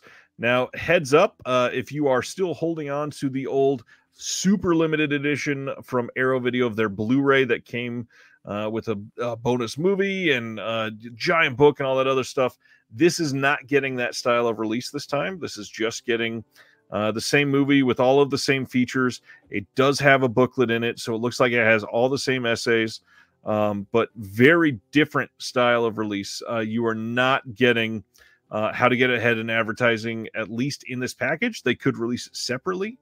But yeah, With Nail and I is quite a bit better than Madman, and I strongly recommend it if you've never seen this. This is only getting a UK release, not coming in the US and Canada. Have you seen this one? I have not seen this one. I probably should have, because I love How to Get Ahead in Advertising. And I mean, it's the whole team, right? Same star and all that. Have you seen How to Get Ahead? I have. Very British movies, by the way. Yes. So I've heard great things about it. Yep, good stuff. Great quality for Arrow. I bet this is going to look amazing in 4K. Next is Night Siren from 2022. This is getting a UK only release from Arrow on Blu-ray only.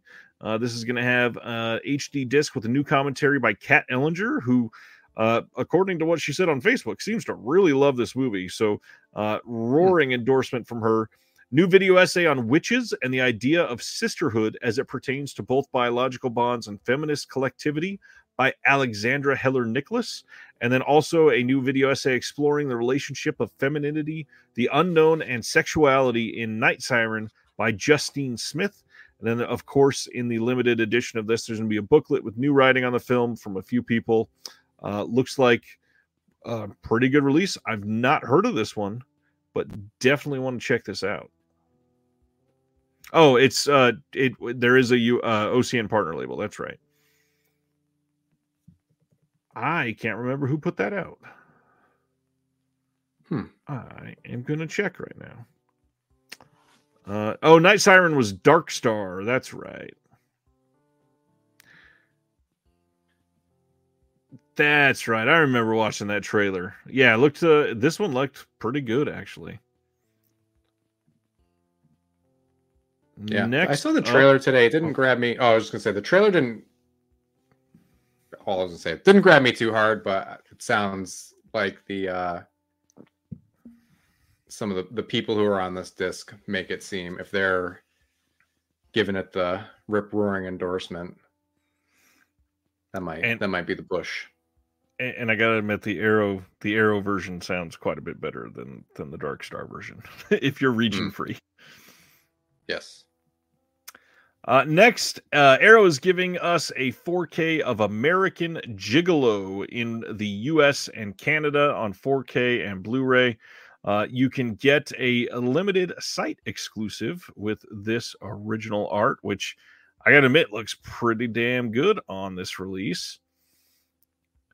This is coming on June 18th, and on this one, we've got a new commentary with Adrian Martin, which is wild for this release. New interview with Paul Schrader on here. New interview with Hector Elizondo on detecting his character. New interview with Bill Duke, who's great, obviously. New interview with the editor on putting this together. New interview with the camera operator. New interview with the music supervisor on this. New interview with Professor Jennifer Clark on American Gigolo and the fashion landscape of the 80s. And we got 6 postcard size reproduction cards, a booklet, double-sided poster, all kinds of fun stuff. Not a huge fan of the new art on this myself, but glad this is coming out. Yeah, I don't care for the art that much on that one either, but love the movie. I love hearing from Paul Schrader. His Facebook posts are some of my favorite. He talks about Taylor Swift being the light of the world and all that, and even when I don't agree, he's a lot of fun, and he's still putting out some pretty damn good movies now, in my opinion. I didn't love the card counter, but I am a big fan of some of the other ones recently. So yeah. Then this is a big one. June 10th on 4K and Blu-ray in the UK, and then June 11th in the US and Canada. Mute Witness from 1995. This is one that they announced that they'd acquired, a little over a year ago at this point. And this is going to have a new commentary with the writer-director, new commentary with the production designer and the composer also, and that's moderated by Lee Gambin. New visual essay by author and critic Alexandra Heller Nicholas, examining Mute Witness and its relationship with snuff films. New visual essay by Chris Alexander, exploring the phenomenon of the film within the film. And then some other archival stuff on here, including original location scouting footage, original footage with Alec Guinness filming a decade prior to the rest of the movie, double-sided fold-out poster, and a booklet with new writing on the film by Michelle Kisner. And man, this looks like a great release of this movie. I have not seen this one, I don't think, but this is one I've been wanting to see for a long time. I know Will is looking forward to this, so I'm waiting for his comment that's about to pop up. Mute Witness, have you seen this one? I scoped out the trailer today, and it definitely looks up my alley. I love a good 90s thriller, and it seems like it's in that similar, like, ever seen Wait Until Dark, where Audrey Hepburn is Oh yeah, blind in her apartment? It kind of gives like a sleazy 90s twist on that kind of thing, sort of, I guess. yeah. Sleazy 90s is where it's at for me. In Mm-hmm. fact, that's one of the ways that I could easily, do our automatically invested titles tonight. Is it Mm-hmm. sleazy and from 1996? Then I'm gonna love it. There you go. Yeah, this is an exciting release for sure. Speaking of things that are not very exciting, June 18th, Sony is releasing on 4K again, but this time in retro VHS packaging, The Karate Kid from 1984. Now, of course, just in typical Sony ways, they had to throw some things on here to really get people enticed to like septuple dip on this. This has an all-new commentary with the creators of Cobra Kai, and then all new 30 minutes of deleted scene dailies going behind the scenes of making this movie like never before, with raw footage from a variety of unused scenes. And for people that love this movie, that's probably enough to get yet another version of this. Thankfully, I've got the 4K box set that came out a couple years ago. But The Karate Kid, have you seen this little underseen gem? I've rented it on VHS many times as a child. Many times. Yeah. It's honestly probably the only format I've ever seen it on, to be honest. It's just like renting it so many times as a kid, and then that was it. So this could be a good first time owned for me, where everybody else is on number 7. Nice. Kino Lorber sale started today. It is their March Madness spring sale, and it is live until April 22nd. As usual, $50 for free shipping. I believe it's U.S. shipping only, unfortunately. But lots of great stuff on sale. Lots of stuff on sale for the first time, and it's a Kino sale. There's tons of stuff to choose from. Yeah. Did you already dip into the Kino sale? I looked. I don't think I might have to add that one that's not on sale to get over the 50 that we were talking about. But I really want to get Kindergarten Cop. That's a movie I've owned on multiple formats, and I don't mess around. That's one of my faves, and that has like, isn't it like got like a Sam Deegan and an Alexandra Heller Nicholas commentary on it somehow? Yep. Yeah, so other than that, I mean, there's like a few stray things and like deep cuts in the Canon filmography that I'm kind of looking at, and this is the first time I noticed that they have Bedtime for Bonzo, and I have a weird fondness for that movie too. But I don't know. I'm gonna wait. Every time I go to buy stuff from Kino, I'm like, but you haven't watched your last Kinos, and it's always. But at least you only spent $8 on each of them. That's true. Yes, I saw All That Is Man in the comments. I really like that.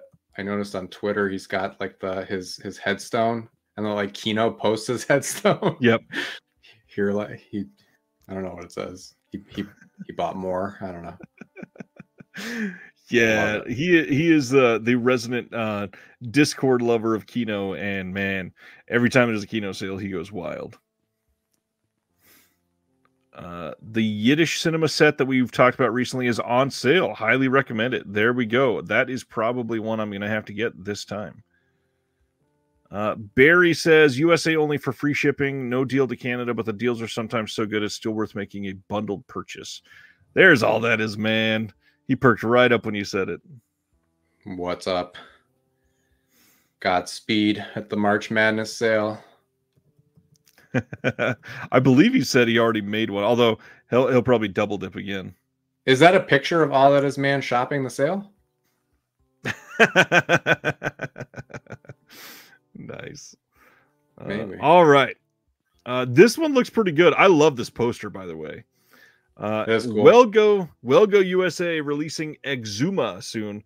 This is from this year, 2024. And this says in Los Angeles, a renowned shaman and her protege are hired by a wealthy, enigmatic family, and they begin investigating the cause of a disturbing supernatural illness that affects only the firstborn children of each generation. With the help of a knowledgeable mortician and the country's most revered geomancer, they soon trace the affliction's origin to a long-hidden family grave located on sacred ground. Sensing an ominous aura surrounding the burial site, the team opts to exhume and relocate the ancestral remains immediately. But as something much darker emerges, they soon discover what befalls those who dare to mess with the wrong grave. There's just a lot of bad decisions in that synopsis. Indeed.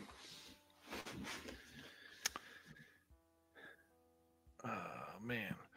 Will Bott from Kino, The Mindbenders, Face Off 4K, The Emerald Forest, Valmont, The Last Tycoon, Ballad of Little Joe, Monster Squad 4K, and Will Penny. It's a hell of an order. Oh man. Yeah, I might get Face Off is staring at me too. It looks really good in 4K, I gotta admit. Next title is the one I alluded to earlier. Not even technically premiered in theaters until tonight. It's like Spaceballs, the movie, when they were watching it in the movie. Right. It's not even over yet. Godzilla and Kong, The New Empire, which is getting awful reviews. This is going to be available in a 4K steelbook that is exclusive to Walmart. I posted, and literally this thing says the pre-order link is here. It is dead at the moment. And I had multiple people commenting and said, hey, the link's not working. And I'm like, what else can I do but tell you that it's not enough at the moment? Anyways, hey, have you seen any of the recent MonsterVerse titles? How do you feel about this? I'm not super interested, and I haven't seen another one that I'm kind of irked at myself for missing is Godzilla -1 in the theater. Did you see that? I've not yet. But it just sounds like, what are we even doing over here? That they're just, overseas running rings around this American silliness. I don't know. I mean, Godzilla -1 is being revered as like literally maybe the best Godzilla movie ever. And then we get this. I don't even know what to say. Like Sibner is saying King Kong with the Infinity Gauntlet. That's literally what it looks like. What is this? Yeah, I don't know. I'd rather, to me, I'd just rather see another Transformers movie, honestly, if I'm going to go in that dumb. But maybe that's just me. I mean, that's exactly what it feels like. But I didn't. I don't think I saw the King Kong. I saw the Gareth Edwards Godzilla, and it was fine, but it's very forgettable. Yeah, I mean, I remember more from the Roland Emmerich one for sure. And honestly, for fun, kind of prefer it. Dustin already saw Godzilla and Kong tonight. Easily the worst of the MonsterVerse. Even more soulless when you think about how great Godzilla -1 was. Yikes. All right. Zooming out. I think we only got a couple more left. All right. First, April 30th, Warner Archive is releasing Devil's Doorway. And we had already had Warner Archive announcements this month. Unfortunately, they had to delay a few of their titles for April 30th to a couple weeks later. So to make up for it, they moved this one up, Devil's Doorway from 1950. Brand new 2024 4K scan of the best preservation elements. This one will have a couple cartoons, the Chump Champ and Cue Ball Cat. And I'm glad this is coming out, but man, the Scooby-Doo on Zombie Island is one of the ones that are getting delayed, unfortunately.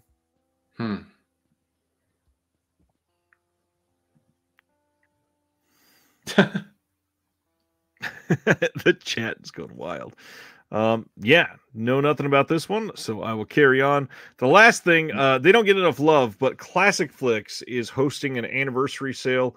A lot of their stuff is cheaper than it's ever been, with Blu-rays as low as $11.98. For the first time during this sale, they've got Our Town and the complete Hal Roach Streamliners collection. They are they're good at what they do, but I understand that they're a very niche company for sure. I know that there's a lot of people that would love to support them, but not a lot of their titles appeal to them. You got anything from Classic Flicks, or even want to dabble? I heard of them. When I was catching up, I heard of them today. It looks like a cute little sale. But no, I mean, it looks like the kind of thing you'd get with, like, you know, it's all that extra, that last, I don't know why I bought this Kino title for me, but I'm sure there's some good ones in there. I just don't know.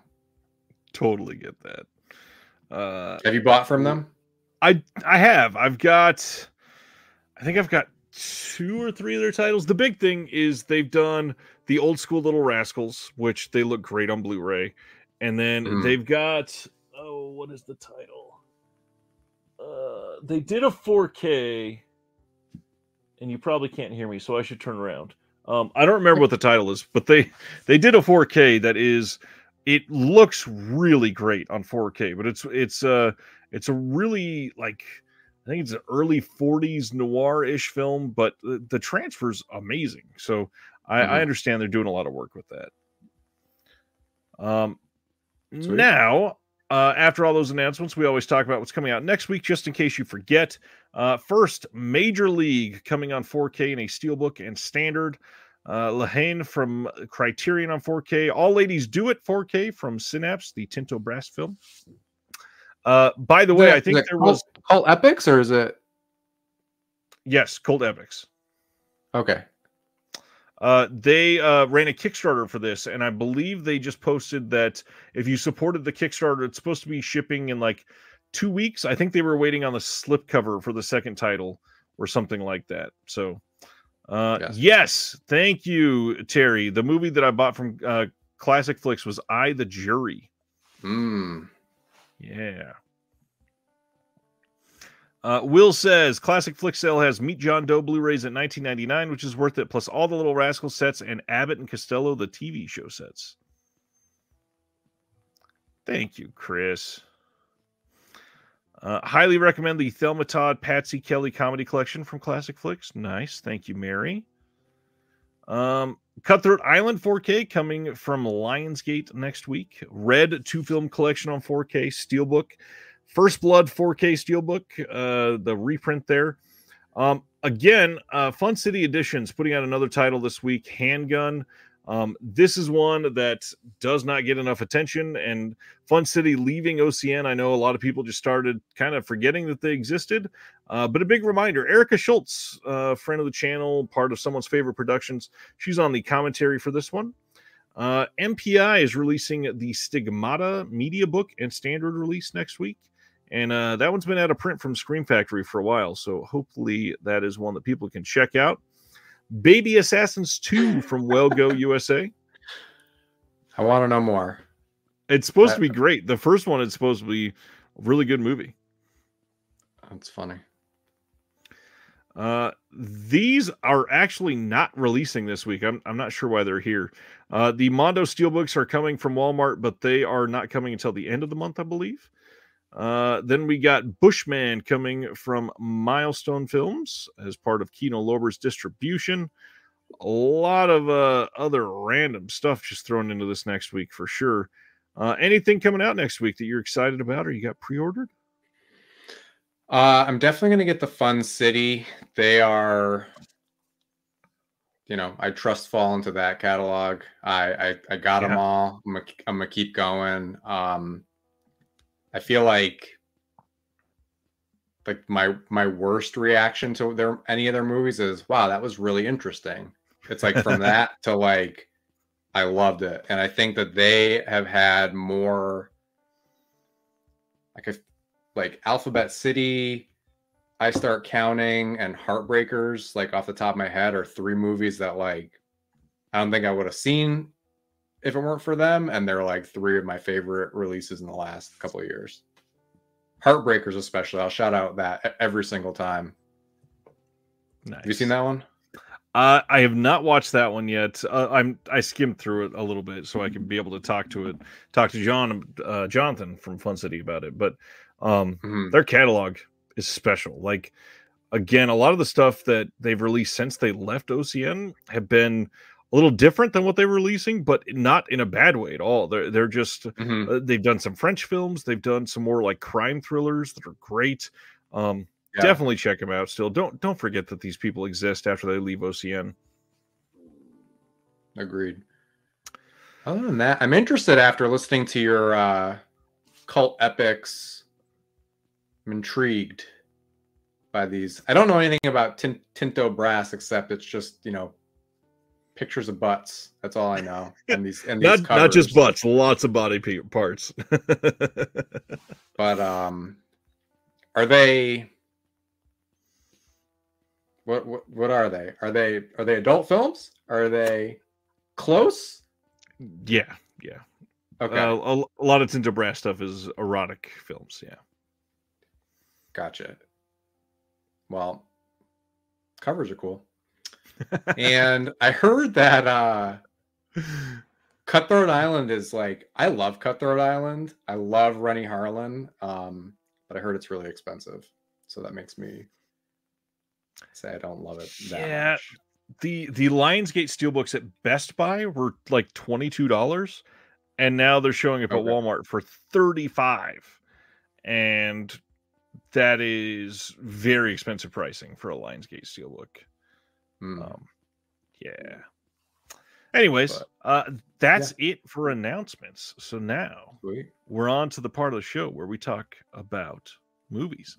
And tonight, again, we are talking about things and films that make us automatically invested. This is something that you clearly have been thinking about this for some time. You've definitely talked to other people about it. When did this first come up for you? So, I mean, I kind of have to... Maybe the topic's always kind of been there, but specifically in this form, I kind of just have to name my number one thing to say when it came up. Can I start? Sure. Yeah, let's start the list then. All right. So you had me at hello. I'm immediately invested. Pretty much everything else is going to be more of a theme, and this is a theme or something richer and different than this. This is kind of a one-off, but my wife Robin and I were watching. I don't even know what the hell we were watching. I'll say what we were watching after because I think I actually do remember it. But she takes a look at Luis Guzman and just looks at me and says, having Luis Guzman in your movie is like, it's like writing your name on the SATs. Your movie gets 200 points right out of the gate. And I think, actually, I was like talking to her today. I think that the movie was Journey to the Mysterious Island. I don't know if you remember that. Like, why would you remember it? And it's like, I don't even know what. It was probably a library movie. Go library. Because why would you pay for that movie? But yeah. So basically, I mean, picking a character actor or an actor who is a character, who just every time you see him, you're like, I just love this guy. I'm gonna keep watching. And I guess similarly in our house, like Steve Buscemi is a close runner-up or an equal in that way. So yeah, it's not a broad topic, but man, just love the dude. And that's how it came up. There are a handful of character actors that every single time and you sitting there and you go, oh, it's that guy. Like I'm immediately just like, oh, this already is more interesting. So I completely get where you're coming from with Luis Guzman, but definitely I'm going to share. I only picked one with actors because I knew that we wanted to stray a little more away from that, but I knew that you were going to pick Guzman. The two I picked, I am I don't think they always give amazing performances, but I think they always give like way better than average performances. And so Yep. I'm going with Toni Collette Okay. as one of the people that, like, man, if she shows up in anything, and like I've not seen Mafia Mama yet. I know everybody's going to jump to that because that weird poster from last year. Something about her choices to be in these films are always surprising. But the other big one, and this one is, I feel like anybody who loves movies, this is kind of the answer for that. But I had to go with Gary Oldman too. Something Mm-hmm. about like the fact that he can disappear into any role and be the most chameleon focused weirdo character that you after he goes off screen, somebody sitting next to you goes, man, Gary Oldman is so good in this. You go, fuck, that was Gary Oldman? Like, once you realize that, you're like, God, I want to see his next scene. Like, this is so exciting. I didn't even know that was him. And some of the stuff that he's done, Yeah. It's amazing to see him embrace a character that is nothing like anything he's ever done before, which seems to be every one of his roles somehow. And then he delivers this performance that like gets overlooked when it comes to award show a lot of the times, when it comes to like people thinking of the best actors, and he's just he's like a part of the scenery of the movie. He is that good in these. Yes. Well, they finally give him an award like they do for everybody, and it's like the most boring ass, like, please don't make me watch this movie, Academy. But I think of his performance in Hannibal all the time. And that's one that really people go like if you know and the person next to you doesn't know it's Gary Oldman, you're like, what do you think of Gary Oldman? He's just like with this weird cut up face Jimmy Stewart accent. I love it. Yeah. I was looking at our man Luis's filmography, and it's like, we need this man back. What's the last thing you did? I haven't seen him. Well, it's just a lot of like, I think actually it's like everything he's done in the last like 5 years would put point one to the test. Like, does he truly make the movie better? Because it's like I haven't heard of anything. Interesting. But I think a lot, all his like 90s De Palma, Paul Thomas Anderson, Soderbergh, just like cool stuff, man. I don't know. I always think of him too, random like, spots too. Yeah. I feel like all in Boogie Nights when he's like in the opening, he's like, come on, put me in a movie. Like, I just feel like I just imagine that's him. Right. I also love the Community love for him from the TV show Community, because there's a statue for him and everybody loves him, and and I believe he shows up at one point too. That was fun. There's a statue of him in that show? I believe so, yeah. I gotta check it out. What is number 2 on your list? So number 2 is I think it takes place in one night. Is more of a setting, and it's the broad term would be, I guess, urban decay, but I'm kind of like specifically thinking like New York in the 1980s is like the apex of this, where it's like there's trash everywhere, there's graffiti everywhere, like dirty looking payphones. Like, I just like, it's weird. I don't love it in real life necessarily, but I like could stare at it all day. And there's just so many movies where, like, I mean, for me, with my internet alias, like the movie, a lot of things with me come back to the movie Chud. I love the movie Chud so much. I saw it at the right time in my life. Have you ever seen Chud, by the way? Of course, yeah. Okay. Well, I know somebody else mentioned on a different on one of your interviews too. Okay, of course is the perfect answer. It's got a really fun, very early performance from John Goodman. So yeah, I had to see it. Oh, absolutely. Yeah. Damn it. He should have been one of my lists. I love him in everything that he does. Absolutely. But yeah, what else? Like Candyman was one I was thinking of today. Like, Mutant Hunt that Vinegar Syndrome put out, where it's like, I guess the thing about this list too is like, in some things it just makes like something almost perfect to me, and then other things, like if Mutant Hunt would have been a 5 out of 10, now it's a 7 out of 10. Good job, guys. And I actually think one of the like effects artists from Chud worked on that movie, so nice. The Chud connection. But yeah, Larry Cohen's Perfect Strangers. A lot of Larry Cohen movies actually have that. Yeah.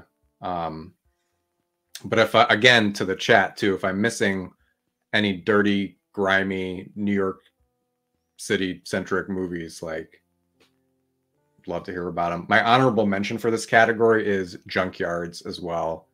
Like, if somebody's having a conversation next to a pile of cars, like I might not hear the conversation because I'm like, oh man, look at that pile of cars. It's so cool. Oh man, we in the Discord we watched Patreon, or for our Patreon we watched Con Air a couple months ago, and I totally forgot that there was that scene in the junkyard. Like that's like a third of the movie, and man, we're gonna stack these cars up and create this ambush for all of these people trying to escape, and it's such a just random epic, out of nowhere, like dirty, grungy place to shoot something like that. Love it. I'm gonna change my list around a little bit to kind of mirror yours. What I wrote down for a setting is kind of similar to yours, but I wrote authentic 90s set pieces. So there's something about like that imprint neo-noir set that we talked about tonight. Most of those movies are shot not on a set, but they will go to like the streets of Detroit to shoot some of these scenes.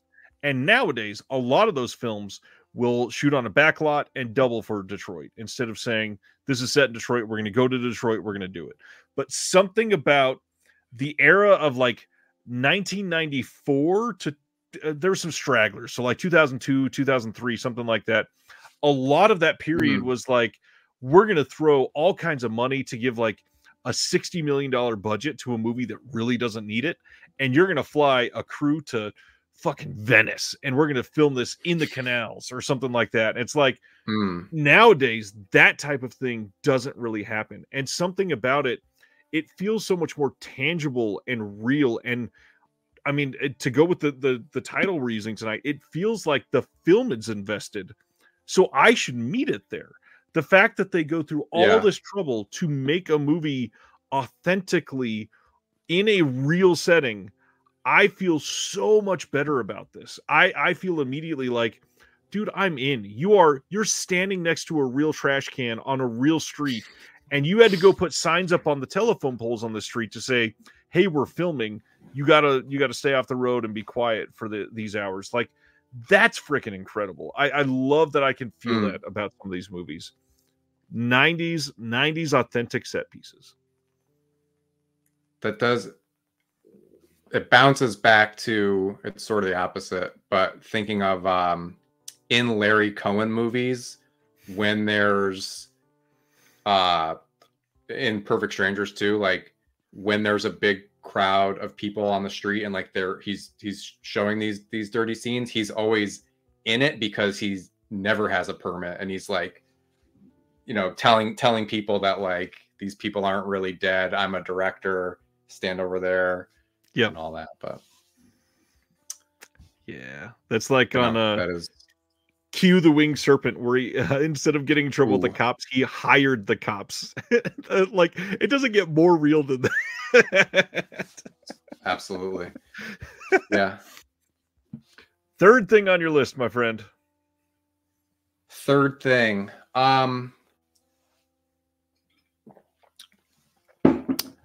I have kind of broad too, because it's like many decades, 60s to 90s, like fashion and decor that is kind of loud. It's a lot of words to describe this one. I love it. It's a lot of words. I think, and it's something that works for like, you know, when it happens in like an Almodovar movie, it's like what knocks it out of the park. And then like I have a short list of like some Vinegar Syndrome titles that like without it, maybe there wasn't so much. It's just bumping it up to the middle. Like even, you know, I did a review on my channel for Night Screams, and I think my favorite thing about that movie was, I mean, I like the movie well enough, but that there's just like, you know, I'm watching it on a projector and I just see a girl is like wearing a sweater that says pasta. And I'm like, oh man, there wasn't really that much going on in the scene. So I really appreciate that. Oh, this is a 4-star movie. Nice. But yeah, Robin and I are both thrifters, and like we pre-pandemic had like an Etsy shop, and just because like we couldn't not buy stuff when we go out, we're still kind of that way. We have a closet, like a whole closet of like vintage stuff that's like, I don't even know what we're gonna do with it, but it's like you gotta grab it. So that's awesome. But yeah, I mean, and like, so the whole the time capsule factor, and just, you know, it's similar to, you know, also just seeing people like the world before phones. It's like it's not the same thing, but it's right. The feeling is tied into that. My third one is kind of an obvious one, I think, but I'm going to get a little more specific with it. I, of course, like many of us watching this, I immediately feel invested when I see true practical effects, obviously. But the biggest thing is, and notice it working on one of the City Lights titles that TerraVision is putting out in the last couple of weeks. Real movies that use, use the word real there too soon in that sentence. Movies that use real squibs. It's getting so much more rare nowadays, and seeing some of these movies that like you had no budget and yet you still went above and beyond to use real squibs to make something look that much more realistic. And the big thing is when we're seeing these CGI gunshots, which look really bad a lot of the times, the biggest thing is you don't have the authentic timed reaction. When you have a squib that is literally exploding on your chest, somebody is responding to a fucking explosion happening on their chest. And so, they're not getting hurt from it usually, but they are able to tell this is loud, this is abrasive, and you're going to concuss from it. And it's not something that they timed the CGI with it to look right. It's that the squibs make that movie feel more immersive. And God damn it, if I don't yearn for it every single time you see somebody get shot in something modern, and it's just, ugh. No, it's really dull. I mean, I feel like, the first thing that pops in my head is like, and there's not a single squib in like an Expendables movie, is there? Probably not. Probably not. I mean, there's some other, there's bigger lazinesses to distract you from that. Yeah, the RoboCop board meeting is absolutely it's incredible. Shocking still.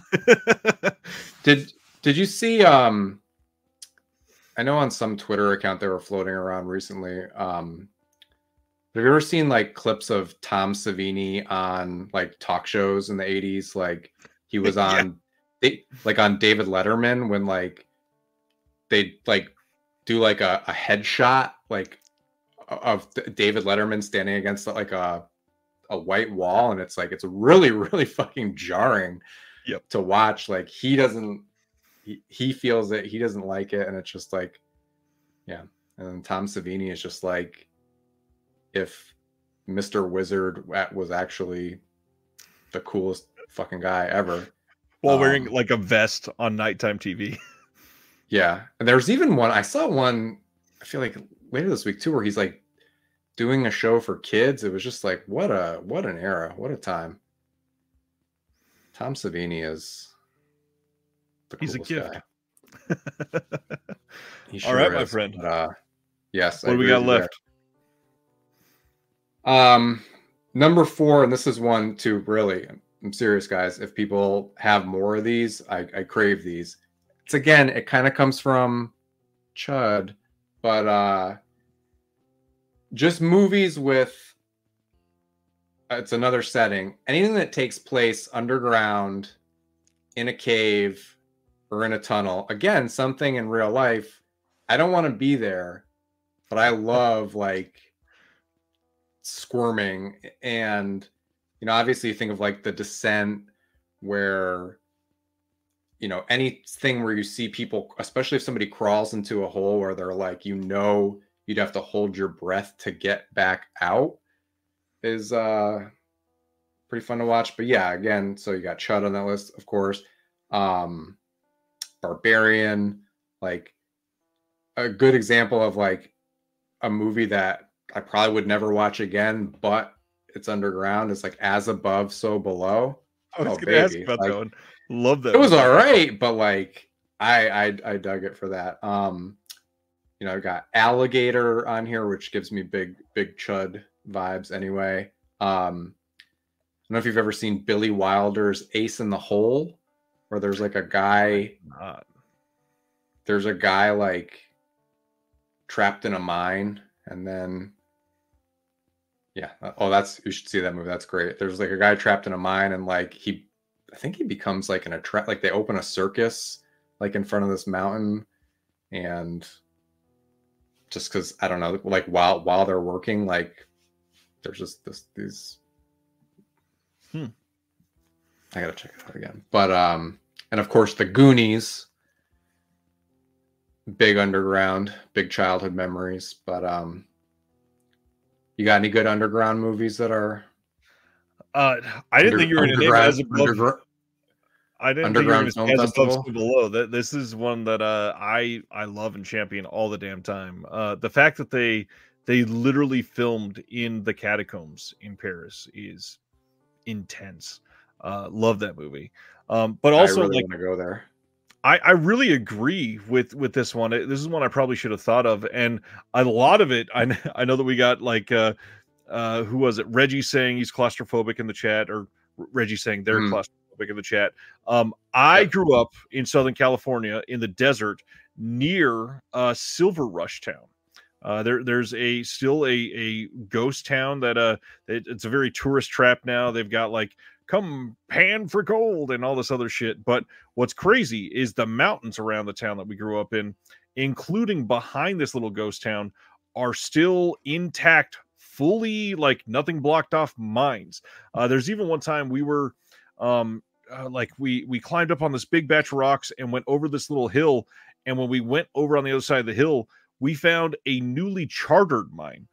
There was a stake out front with a not kidding here at all, a stake with a mason jar where the lid was drilled to the stake, and if you take off the mason jar, there's a piece of paper inside, and it said like the date recently we claimed stake to this mine and all this other stuff, and like it was official paperwork. We looked at the whole thing and we didn't go in, but anyways, wow, we spent lots of times going in a whole bunch of these mines when I was growing up. We'd go in, and there were some where they were intact, like with the rails for the mine cart still. You would come around a corner and see like random ass mine shaft that even inside where it's close to the mouth of the mine, so it's not like pitch black yet, but with the flashlight you can't see the bottom of it. It's that deep, and it's crazy the way that we explored some of these. Love stuff like that.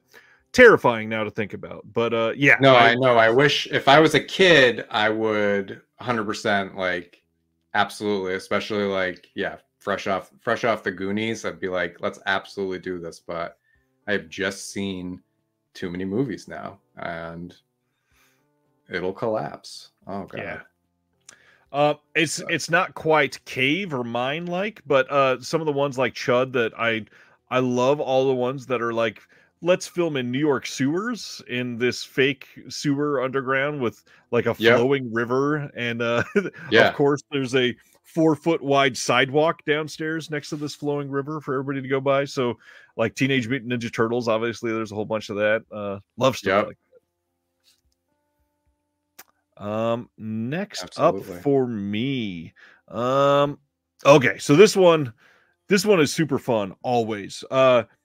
Any movie that has a team of, we'll say at least 5 people performing a well thought out, not just a heist, but like each individual in this heist has a very specific, highly developed skill set. So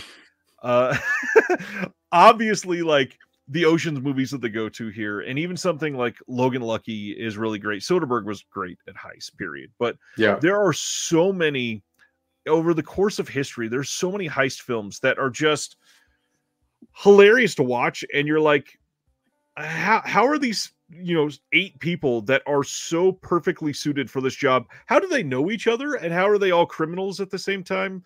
I don't care, because I'm invested, because I got to see how this guy that knows Mandarin like the back of his hand is going to make this the perfect heist.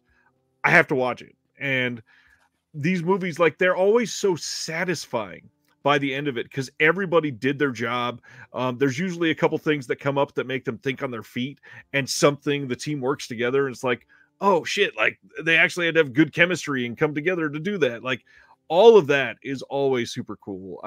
Something about those, if somebody puts it on, like, it's one of those, I have to watch it now until the very end, because this movie's amazing. You ever see The Hot Rock? I don't think so. With, I think it's Robert Redford and George Segal. I don't think that they're that skilled, but it's just like I don't know. Might just be some random ass heist popping into my head. What are some of your other teams? I mean, besides the... I mean, Oceans are my go-to, obviously. The Italian Job is a big one. Dustin already said that in the chat. I love something. It's not quite the same, but it's similar. Like, I grew up on the original Point Break. Some of the scenes from that are probably the root of why I love some of this. But even like the original Mission Impossible, the first movie is very focused like that. There's there is a movie, I think it's with Sean Connery, that I saw in like the late 90s. I don't remember what it is now, but it's just everybody involved. Like, somebody is really great with electronics, and so they have to go do all these electric locks, and it's like, this is perfect.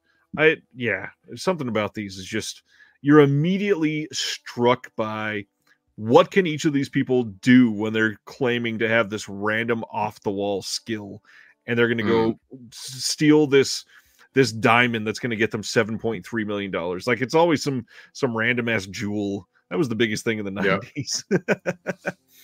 Totally. All right, my friend. I think we're on your last one. All right, so the last one is Sneakers. There you go. I haven't seen that in a long time. That's a good one. Entrapment.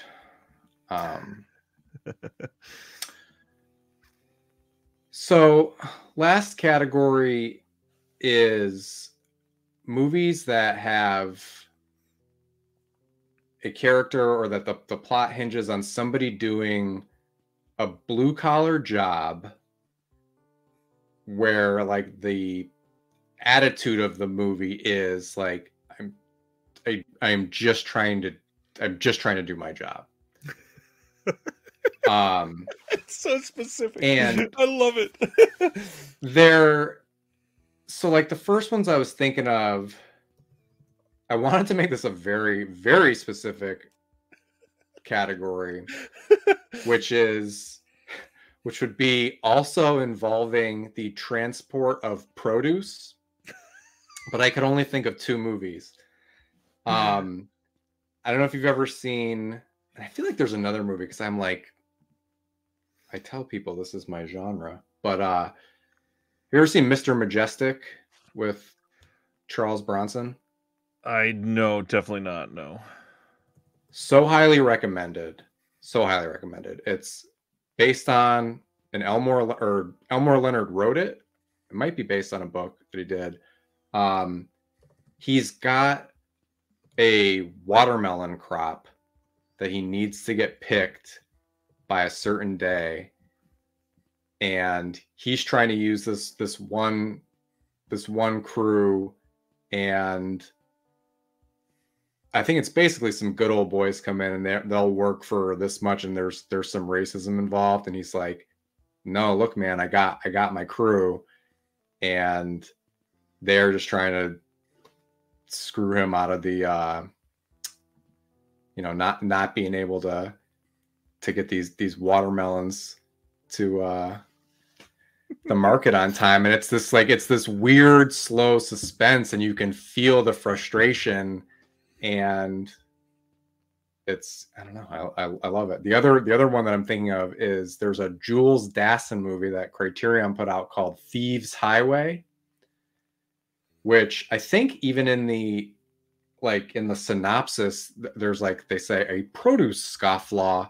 I don't remember who that character is, but just about dudes who are like on the road with their truck is full of apples, and like there's another truck who's like trying to beat them there / like steal their apples, and like it's the slow ass suspense where like they have to get, if they don't beat these other guys to the market, like they're gonna get like $2 less a crate, and I'm like, oh baby, this is good. But other things, like, I mean, I would consider Roadhouse kind of in this hashtag produce scofflaw. There you go. I think Roadhouse is a good movie about being at work. What else did I have on this list? I have not seen Perfect Days yet, but I'm like, that's what I'm saying. I'm the kind of guy who's like, oh, they made a new movie about a guy who cleans toilets. Like, that sounds, I'm like, stop right there. That sounds amazing. I just want to see this guy do his job. So, and that's kind of the opposite of these other things that like I don't like in real life. Like in real life, I do like these, people, it's just like, oh, let me tell you about the day I had kind of thing. So, I guess on this list, I don't know why I included Chill Factor for the, because but I don't really think that they're trying to, I don't think they're really worried about the ice cream melting. The only reason they're worried about the ice cream melting is because are they trying to keep the bomb cold in that for some reason? I think so. But it's been a long time since I've seen that one too. That's a winner. That's a keeper. But wow, very, very specific category for your 5th choice, and I love that. Well, thank you for letting me be myself. But I mean, yeah, Skeet Ulrich, absolutely. Yeah, Men at Work is actually also on my list. Absolutely, where they find a body in the trash. Men at Work rules. The brothers. My 5th one that I wrote down, I had a hard time like trying to find a good way to word this, so I ended up. Okay. This is like the 4th time that I've written this sentence out, and the way that it ended up is just a creature, but not just any creature. Any movie that has a creature that isn't quite right. So clearly there's some great examples of this, and something like Chud that we talked about many times kind of fits into that, because it's like it kind of looks like a being that you're used to, but also very different. So one of the big examples is like Pumpkinhead. The creature Okay. effects in that are great, and there's a couple of the scenes where they see them and like this looks kind of normal, and holy shit, no, that's not normal. The other one that I wrote down, which is a hilarious movie, you've never seen it, the New Zealand film Black Sheep, where the sheep are attacking people and they're like zombie sheep essentially. Hilarious, off the wall, and I'm in from get-go because sheep aren't supposed to act like that. So I want to see what the hell these sheep are gonna do. There is, the Killer Bunny movies out there. There is the films of gosh, what's the other one that I wrote down? There's another big one. Let me scroll through this. God, some of the other creatures. We've got, what is the name of that one? I didn't write it down earlier. I don't love it, but one of the film that Kino put out like 6 times. What is the name of that movie? Anyways, it doesn't matter anymore. Just something where it's like a normal creature that is just an animal. So like Pumpkinhead doesn't really fall into it, neither does Chud necessarily, but it's like Rawhead Rex is one of the ones that I was thinking of for sure. Nice. It's definitely like just a regular animal, but something is altered. And so immediately I want to see what the hell it does because it's been altered. It's hard to explain. I know, I'm going to be thinking on this. Like creatures post genetic testing. That's always a weird one. I mean, does like Dr. Moreau 96 fall in this category? Or? Absolutely, it does. The Demon Rat from VS, that's a good one. Killer Tomatoes. God, I love Killer. Night of the Lepus definitely counts. Definitely counts. Prophecy. Prophecy is a good one. Oh my God. I love that movie. That has the kid who gets thrown against he's in a sleeping bag and he gets thrown against a tree and essentially explodes. Yep. Yeah. That's Grizzly. That's a fun one.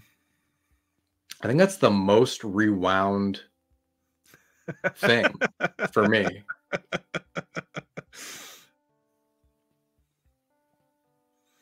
What's something you've rewound like 5 times because you were like practically pissing yourself laughing? Well, a big one, which not necessarily from laughing, but I loved the first time I saw Scanners and watching the explosion scene and go, how did they do that? And just being fascinated with the practical effects of that. I swear I went frame by frame 15 times at least the first time I watched it. Just holy shit, like that is a head and that is no longer a head. That's amazing. God, pissing from laughing. That's a good question. Definitely a couple times in the original Tremors. Some of the deaths in that are very like perfectly comedically timed, and the action of Tremors is actually really well done. Tremors is so good. I love Tremors. Literally looking at a poster of it right now. Nice. Sweet. What about you? Other than that one, what else are you rewinding? I'm like everything's really, really dumb. There's the kid dying in Final Destination 2. Definitely rewound that a couple times. I remember, I don't even know why we thought this was so funny. Do you ever see the documentary Kurt and Courtney? I did not. I watched. What's the other one that came out about Kurt? I don't remember the name of that one. I must have just. I mean, I was just like a teenager. Well, obviously, I'm like talking about like rewinding VHS, but there's a guy in the movie named El Duce who basically says that Courtney Love paid him 10 grand to kill Kurt Cobain, but he's this like big goofy dude, and he's just like, I don't know. It's just it's a dumb thing. He goes, he's like 10 grand does a lot of talking. Get me a beer, I might do some more talking. And then I don't know, there's something about the way he said that. And me and my friend rewound that a bunch of times. And then the narrator, like that's his last scene, and the narrator's like, "Oh, Ducci was hit by a train like 2 days later." So it's really like, you're like, what? Exactly. Like this. Man, this is a fun topic. Did you see? I mean, tons of great answers tonight. As we started talking, there was a bunch of good ones. Let me highlight some of these. I gotta look at the comments after. Didn't want to psych myself out and know how many people were here, to be honest. Just looking at musicals. Even a bad musical is better than most movies, says Haunted Sideshow. Dustin says, if there's a cornfield, a pumpkin, an amusement park, or lots of color gels, I'm invested. I agree on that. Colored gels. Ronnie was saying romantic yearning, especially lesbian romantic yearning, does not happen enough in films for sure. Dallas says masked slashers for me. I'll watch the awful new Tubi ones, the cheap 80s ones, DTV 2000s ones. Doesn't matter. I love me a good mask movie. Sibner, anything that takes place in one night, day is fine too, but an all-nighter is a no-brainer. Absolutely. There's a good, I just watched the Criterion Channel's teaser for their one night. They have that as a category with After Hours and Collateral and a bunch of good stuff. Yeah. There's some great picks tonight. I mean, Evil Kids was a good one. Sibner's very specific 90s golden hour coming through Venetian blinds. That's the type of thing that I love. Just to hear people loving random ass shots like that. Yeah. The stuff that makes you say, there it is, that nobody else. Like, what? Oh man, this is a fun topic. I think you made a good choice. Cool. Well, thanks. Yeah, thanks for letting me get all the way weird with my produce scofflaws. And please, if anybody, please leave in the comments below any other movies about produce. I'd really like to watch them. Ice cream melting. Slow suspense. Slow suspense. Slow suspense about banana harvests. Yep. We talked about TerrorVision in the beginning. Anything you got going on that you want to hype people up on, or something they can look out for, or where to follow you? Yeah, I mean, as far as TerrorVision stuff, I would love to, like, you know, I don't know how to ask for it. Does anybody watch the special features? I would love to. I'm really proud of some of the stuff I've done lately. I'm really proud of the Newly Deads disc. I think came out really, really good. There's that was another thing that, like,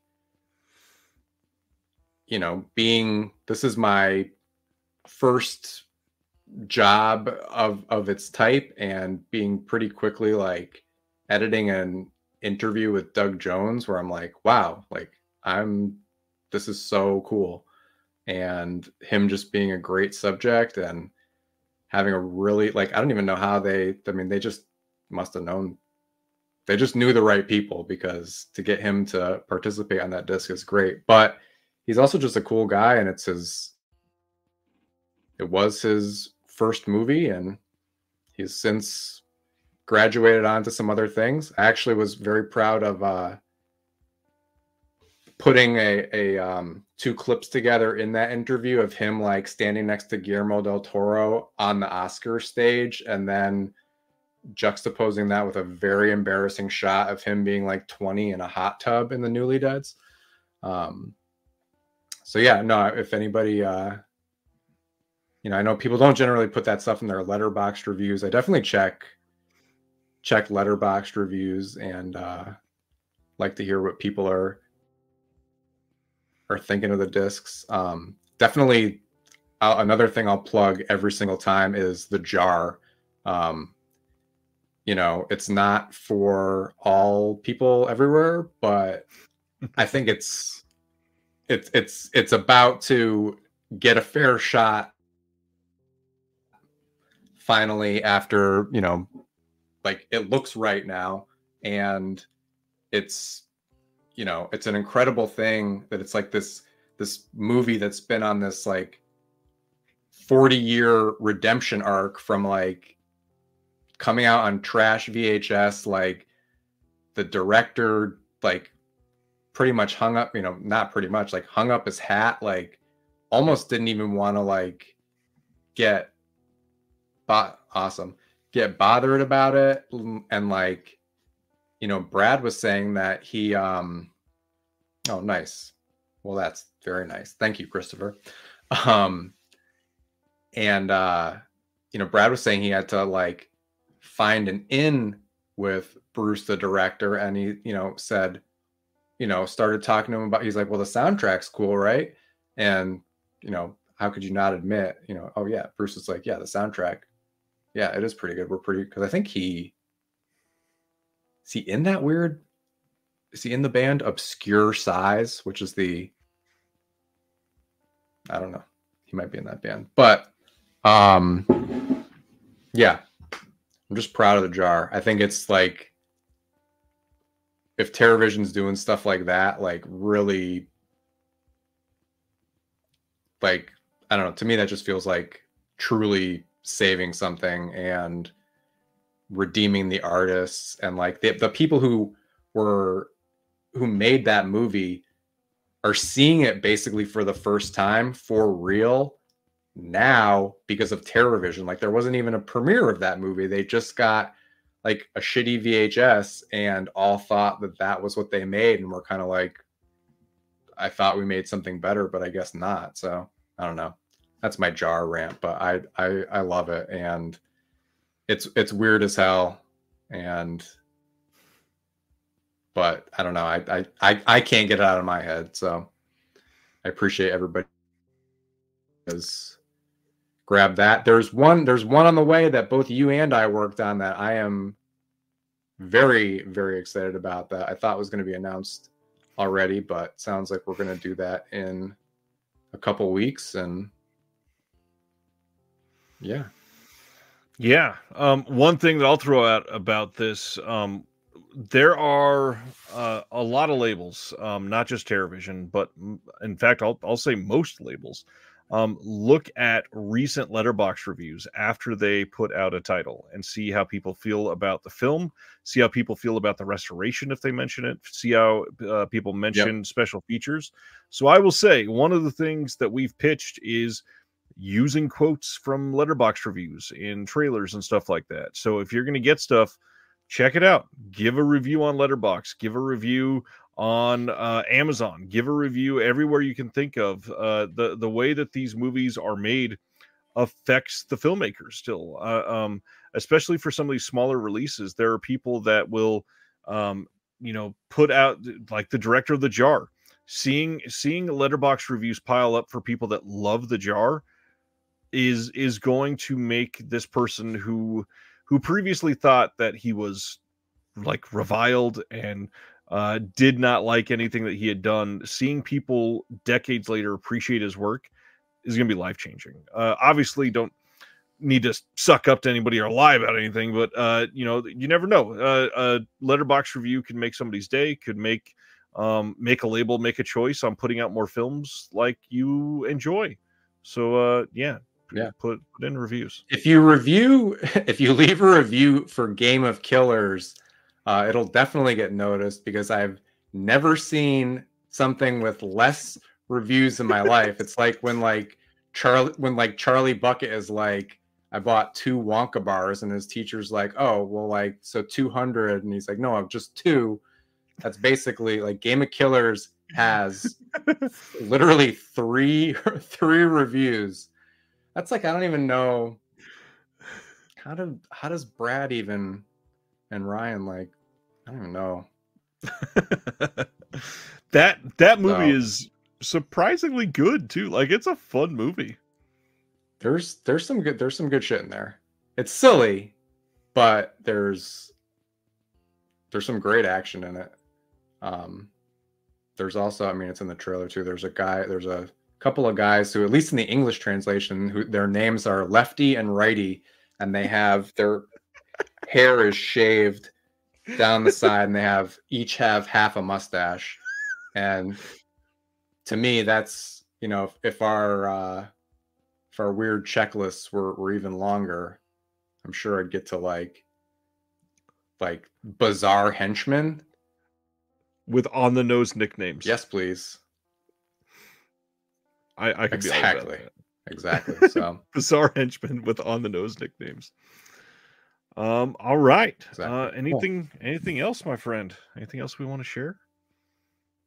Nothing about that. I just want to say thank you so much to you for having me on. I've been following your channel for a long time, and you know, I may have said this to you already, but I'll let the world know. Like, I mean, you are my inspiration. Like, part of getting involved in this world, like, definitely involved checking out this channel. And like, honestly, I mean, I feel like eight months ago, or whenever you had Brad on here, I listened to that conversation, and I'm like, you know, just knowing from your channel like that people are approachable, or getting to know people, and you know, through these conversations, it's like, yeah, that might be somebody I want to you know, get in touch with. So, and you know, not just that, like you know, otherwise I feel like this, you know, sometimes this world is like, I bought something weird and watched it by myself, and like, that's good, there's value to that too, but like, I love talking about this stuff, and you know, you do a lot of great work. So thanks for having me on, and I appreciate you. It's an honor to get to work with you. It's an honor to have you on here. You're doing great stuff. I know not enough people say it. Keep doing what you're doing. And until next Thursday, we'll see you all next week. Have a good one. Cool. Adios. Thank you for watching The Disconnected. On the way out, make sure that you are subscribed to the channel, that you've liked the video, and that you've copied the link to be able to share with someone else that may appreciate this.